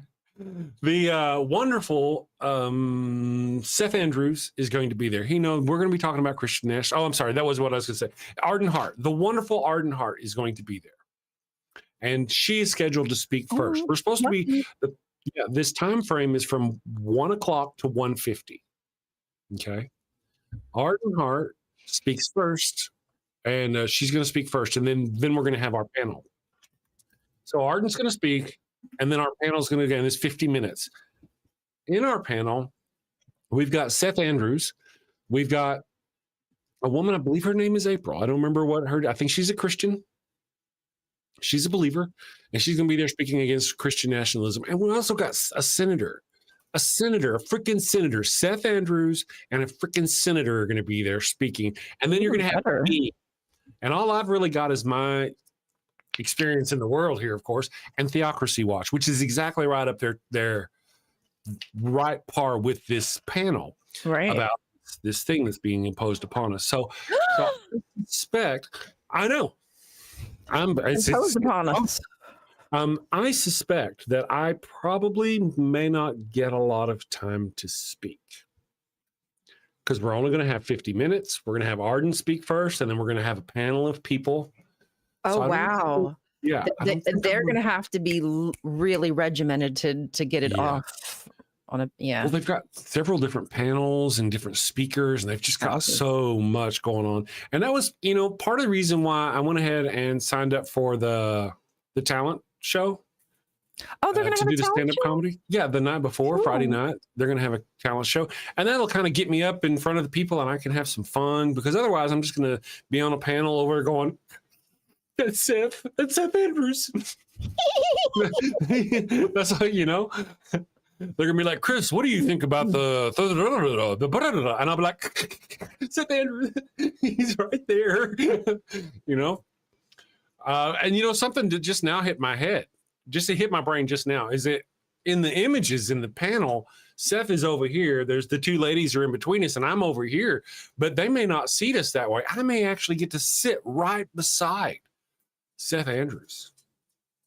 Right. Whatever you do, if there's no assigned seat up there on the panel, or just fucking wherever he's just stand next to him, wherever he goes, just sit next to him. I got to tell you, if that trip goes anything like this trip, I'll forget my deodorant. Oh God, don't. I'll be sitting up there smelling like onions, like onion armpits. You'd be better off just staying away from the man if you stink. Yeah, because you're gonna leave the wrong kind of impression. That's true. Or what I could do is I could just go, Seth, are you okay, man? Do you need some deodorant? I got some in my bag. Blame it on him. Take him something. Take some deodorant. Something. Not deodorant. Take him a cup. God damn it. Take him a cup or a shirt or something like that. There you go. Ooh, I'll give him my Dade Murphy. Make him wear merch. No, my Dade Murphy cup. That's ridiculous. Oh. Give him your merch so he wears it. Oh, that's a good idea. Give him something to burn when he gets home. Wipe his ass with.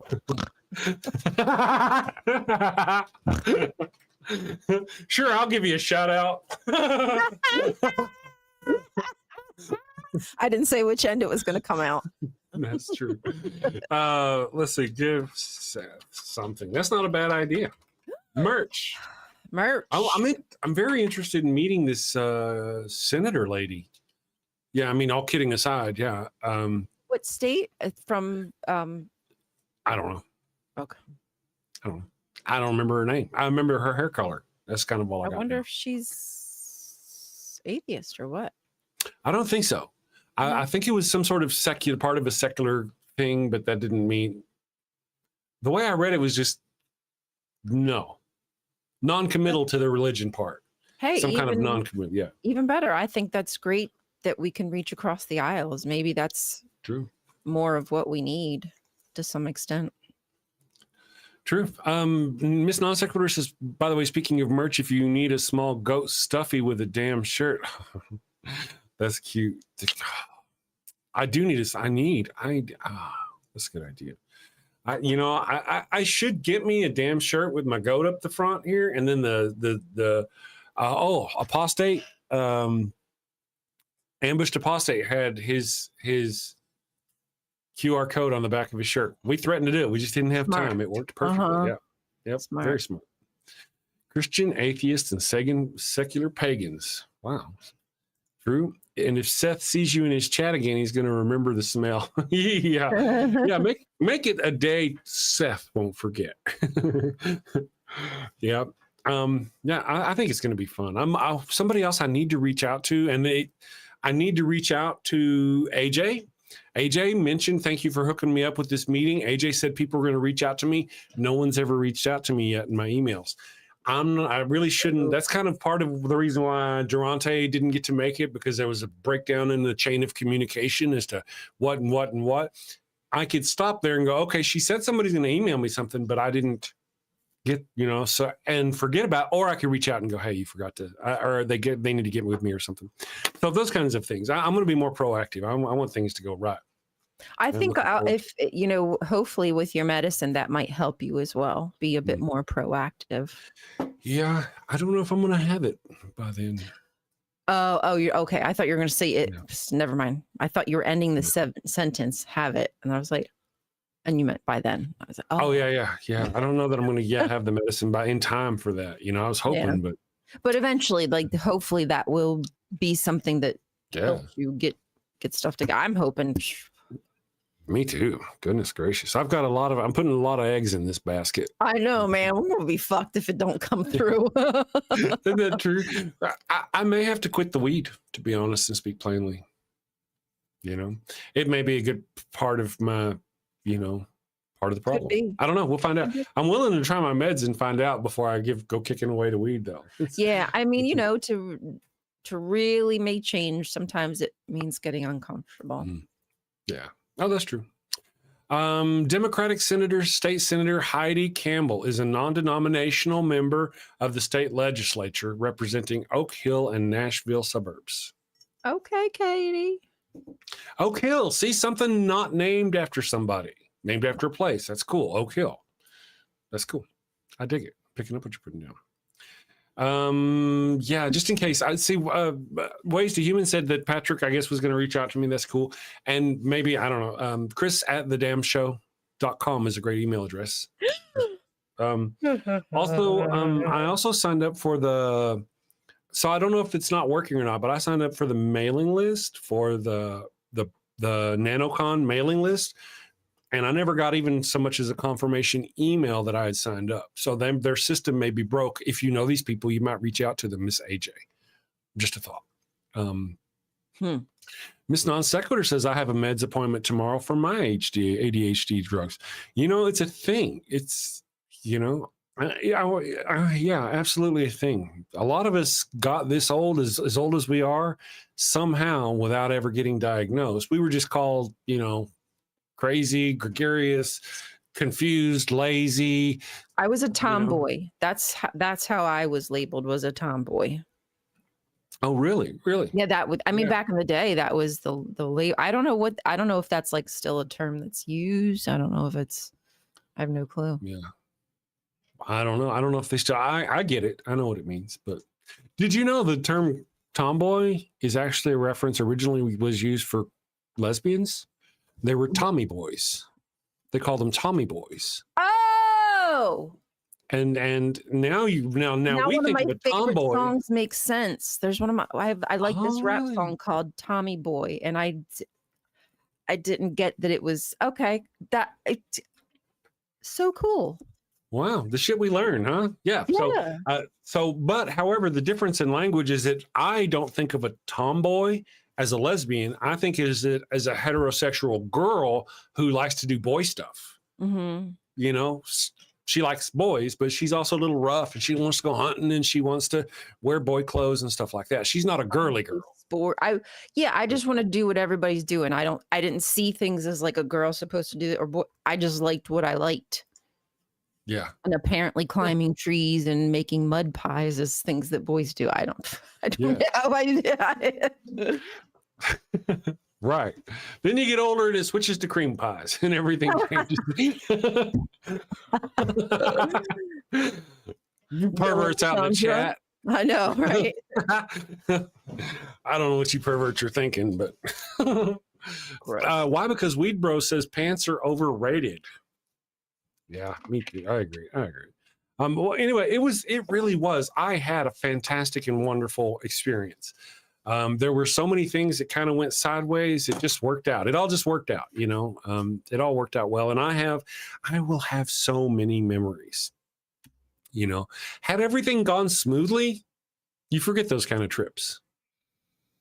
True. You'll never forget it. Yeah, there's so much. Whether it be that you forged some relationships, which is amazing, which is like the best part of everything. I did. I met a lot of awesome people, you know. Mm-hmm. It was fantastic. Let's see, pants are always optional with the right mindset. That is true. I don't know if they care for that in public. Who needs pants? Nancy says, same Ryan. My mother told me to stop wearing boys' clothes. Oh, really? Yeah. And this, I always thought, pardon me for saying it, I always thought tomboys were hot. Really, you know, I always thought they were hot. Of course, I think lesbians are hot. I think anybody being their authentic self is probably there you hot, because I think you exude something when you don't really care about what society thinks. To some degree, you know what I mean? If you're being an asshole just to be an asshole, that's one thing. But if you're just who you are, no buts about it, that's awesome. That's true. I like that thinking. Yeah. Yeah. Really says I'd wear a kilt if I had Scottish cred. I know you don't want to appropriate, but it sounds so breezy, you know? So it really, all right. So before I forget, I want to once again say thank you to those people who helped put on the thing. I believe Godless Engineer was actually a sponsor as well. I could be wrong, but I think he was a sponsor of the show. And of course we had Pangburn, we had the Black Non-Believers, and we had, I got a book from Dan Duglin, I think it was. I got several books signed by the authors. One from Nancy. I got a signed autograph from Nancy right there. It was fantastic. Thank you, Nancy, for the book. And then that poor author, he sat out there with his table for the whole time. Remember, I was telling you I'd step off the stage. Now, he never asked me to shout him out. I just didn't think about it. And I would step off the stage and I'd count. I was so hot. I was like, oh, yeah, you got to mention this and mention this and mention this. And don't forget. And then finally, near the end of the show, at the very end of the show, I saw him sitting over there, him and his wife sitting over there with all their books. I was like, oh, that guy there too. So I went over and got one of his books and I came over and I was like, don't forget, this guy is here. He's got this books. Awesome. It's wonderful. Yeah. And then he signed the book that I borrowed from him. He gave it to me and signed it. And then his wife is also an author and she did too. Gave me her Love book. that. Amazing. So I scored in the book department. Good job. Absolutely. Anybody who knows me in my circumstances, you don't really probably care, but I've been broke all my life, and that has not changed.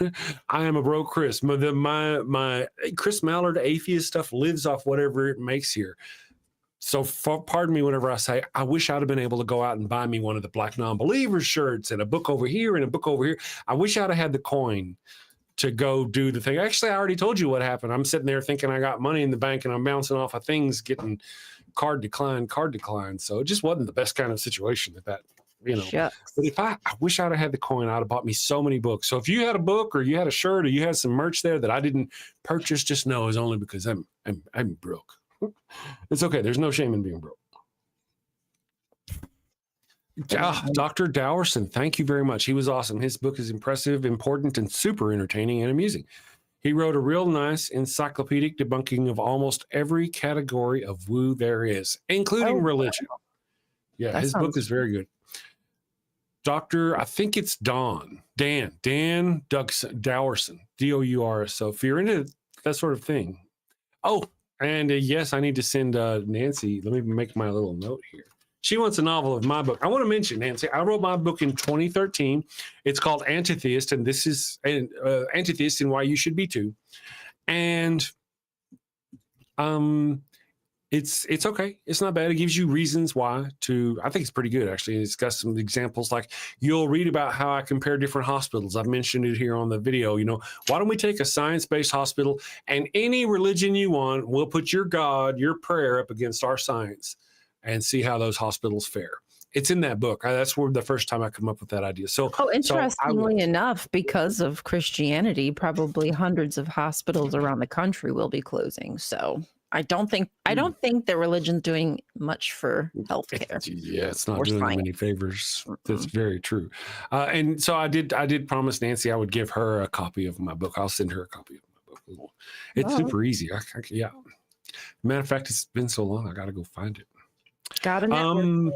I do. I think it's all right. What I really need to do, here's what I'll do. I'll send it to Nancy and see what she thinks about it. And I think Nancy will probably agree. All I need to do is I need to kind of update it and re-release it. Go ahead and give us a updated version of the book. I think it's all right. I think it's worth doing. I'm confident enough in it that I think so. I do want to be honest. I have literally taken a college level writing course since I wrote that book.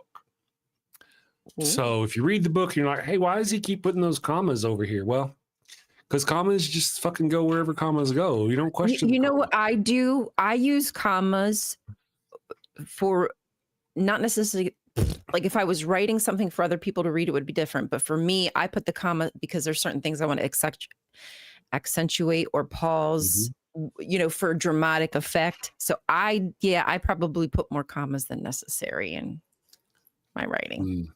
Yeah, it happens.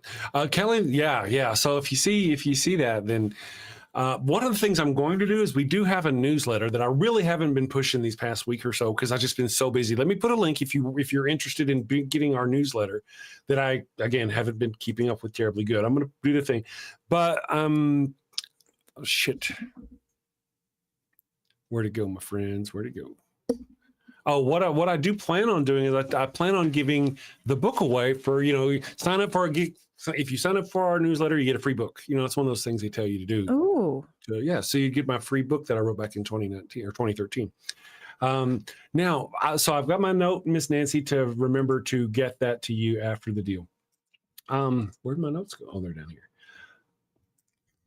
And Nancy's book. You guys are fantastic. I appreciate you all so Good much. read. There's well, I mean, if you're down for buying, but Nancy, do not buy my book. I'm going to give you my book. Don't buy it. But anybody else wants to buy my book, you go buy my book. But Nancy was nice enough to bring me a book, give me a signed copy right there, and all I got's a digital copy I can give her. I want to. That's because Actually, she's I sweetie. I have printable versions that I've never printed. I should get one between now. Is Nancy going to be at NanoCon? Are you going to be at NanoCon? I should print one and sign it for Nancy and take it for her is what I should do. Mm-hmm. Oh yeah, that's interesting. Because I did see that Nancy said on the book cover, her husband is the model for the person that's on the cover of the book. And I suspected that when I saw the book. I don't know if I've seen her book. I feel bad now. Would you hold please? I want to do this. Wait a second. I want to see the hubs. Okay, AJ, anybody? So we're going to do NanoCon, right? I made a commercial about Christians. I made a commercial about Christmas a while back. 6 years ago, I made a Christmas in Hell commercial. And in that commercial, I talk about what we're going to do. I'm going to show you this commercial. I would love, once you see it, you'd be like, oh, I understand. I would love to make an updated version with Seth Andrews and anybody else I can get. But check out this commercial. Check this out. We'll be back in 1 minute. Hello all, Chris Mallard here, atheist extraordinaire, host of the Daily Atheist Morning Show, and currently burning in hell. Oh, don't worry about me, I'm not dead. I'm just down here for the annual Christmas party. I mean, annual solstice awards party. The Dark One, or Lucy as he is affectionately known, is personally handing out the awards. Aaron Ra's getting the award for the most souls brought down by evolution for his African fossil hunt, and Matt Dillahunty has won the Golden Phallus Award for being a dick to the most Christians. Oh wait, it's the Golden Fallacy Award for the confusing the most Christians. Easy mistake to make. To top it off, Seth Andrews has lent his voice to the Gregorian chants this year. It's delightfully hellish. Gotta run. I hope you all had a happy Thanksgiving, if you're into that sort of thing, and I want to wish everyone a Merry Christmas. A happy holidays, happy solstice, and a happy new year. Stay safe, heathens. Party hard, fornicate, that sort of thing, but do it safely.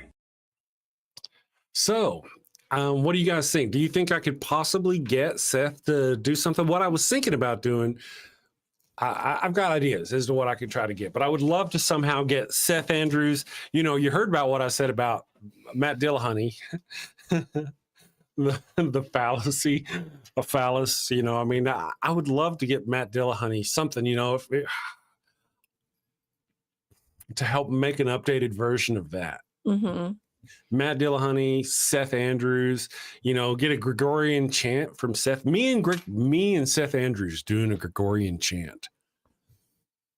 Fun. Mm-hmm. Oh, that'd be fun. And then we could put that on the thing and I could record it up there and we could put it and I could be like, oh, we could do the one from Halo. Oh, I like that one. Yeah. Neither one of us are familiar enough with it that we'd probably get any kind of content strike. Right. Yeah, they wouldn't recognize it. They wouldn't recognize it. No.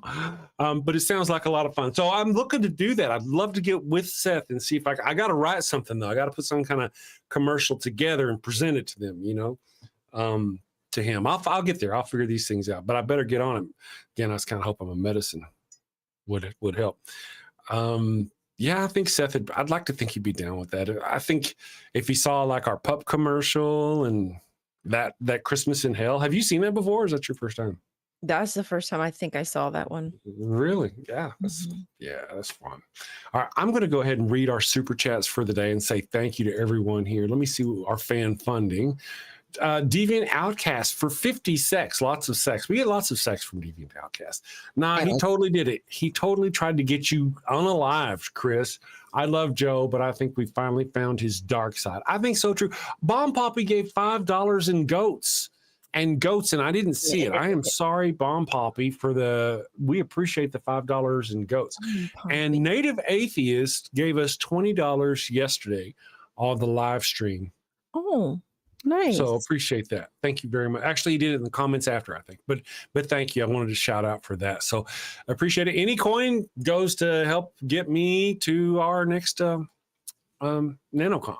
So Right. looking forward to that. Thank you all for joining us. Thank you, Ryan, for being here. I missed you. Missed all of you. Oh, we missed you too. I I know. missed everybody too. It was just so much fun. It was worth it. Okay, guys. Thank you, Ryan. We'll see you tomorrow. See you guys. Love you. Bye. Thank you, everyone. I hope you have a wonderful day. I'm going to, I'm gonna do this. Sleep. Did my dog open my door? She sure did.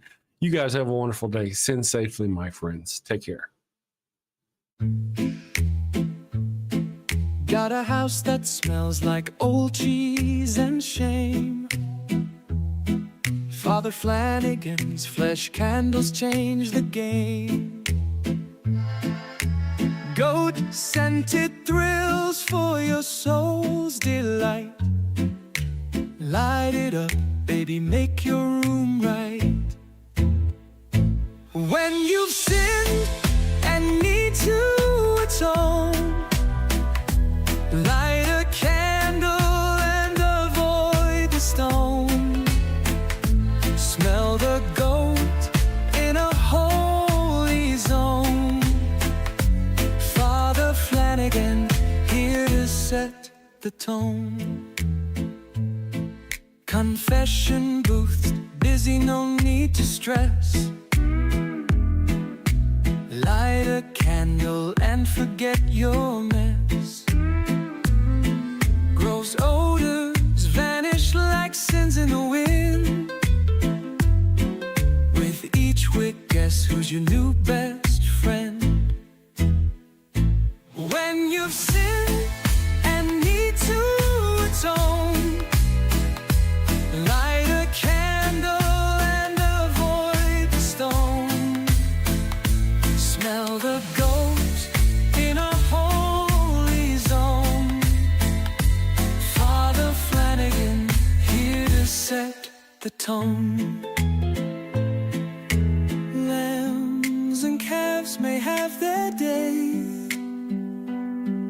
but goat's the scent that leads the way. Clean your slate with a sniff so pure. Father Flanagan's got the cure. Turn your home into a saintly space. With every whiff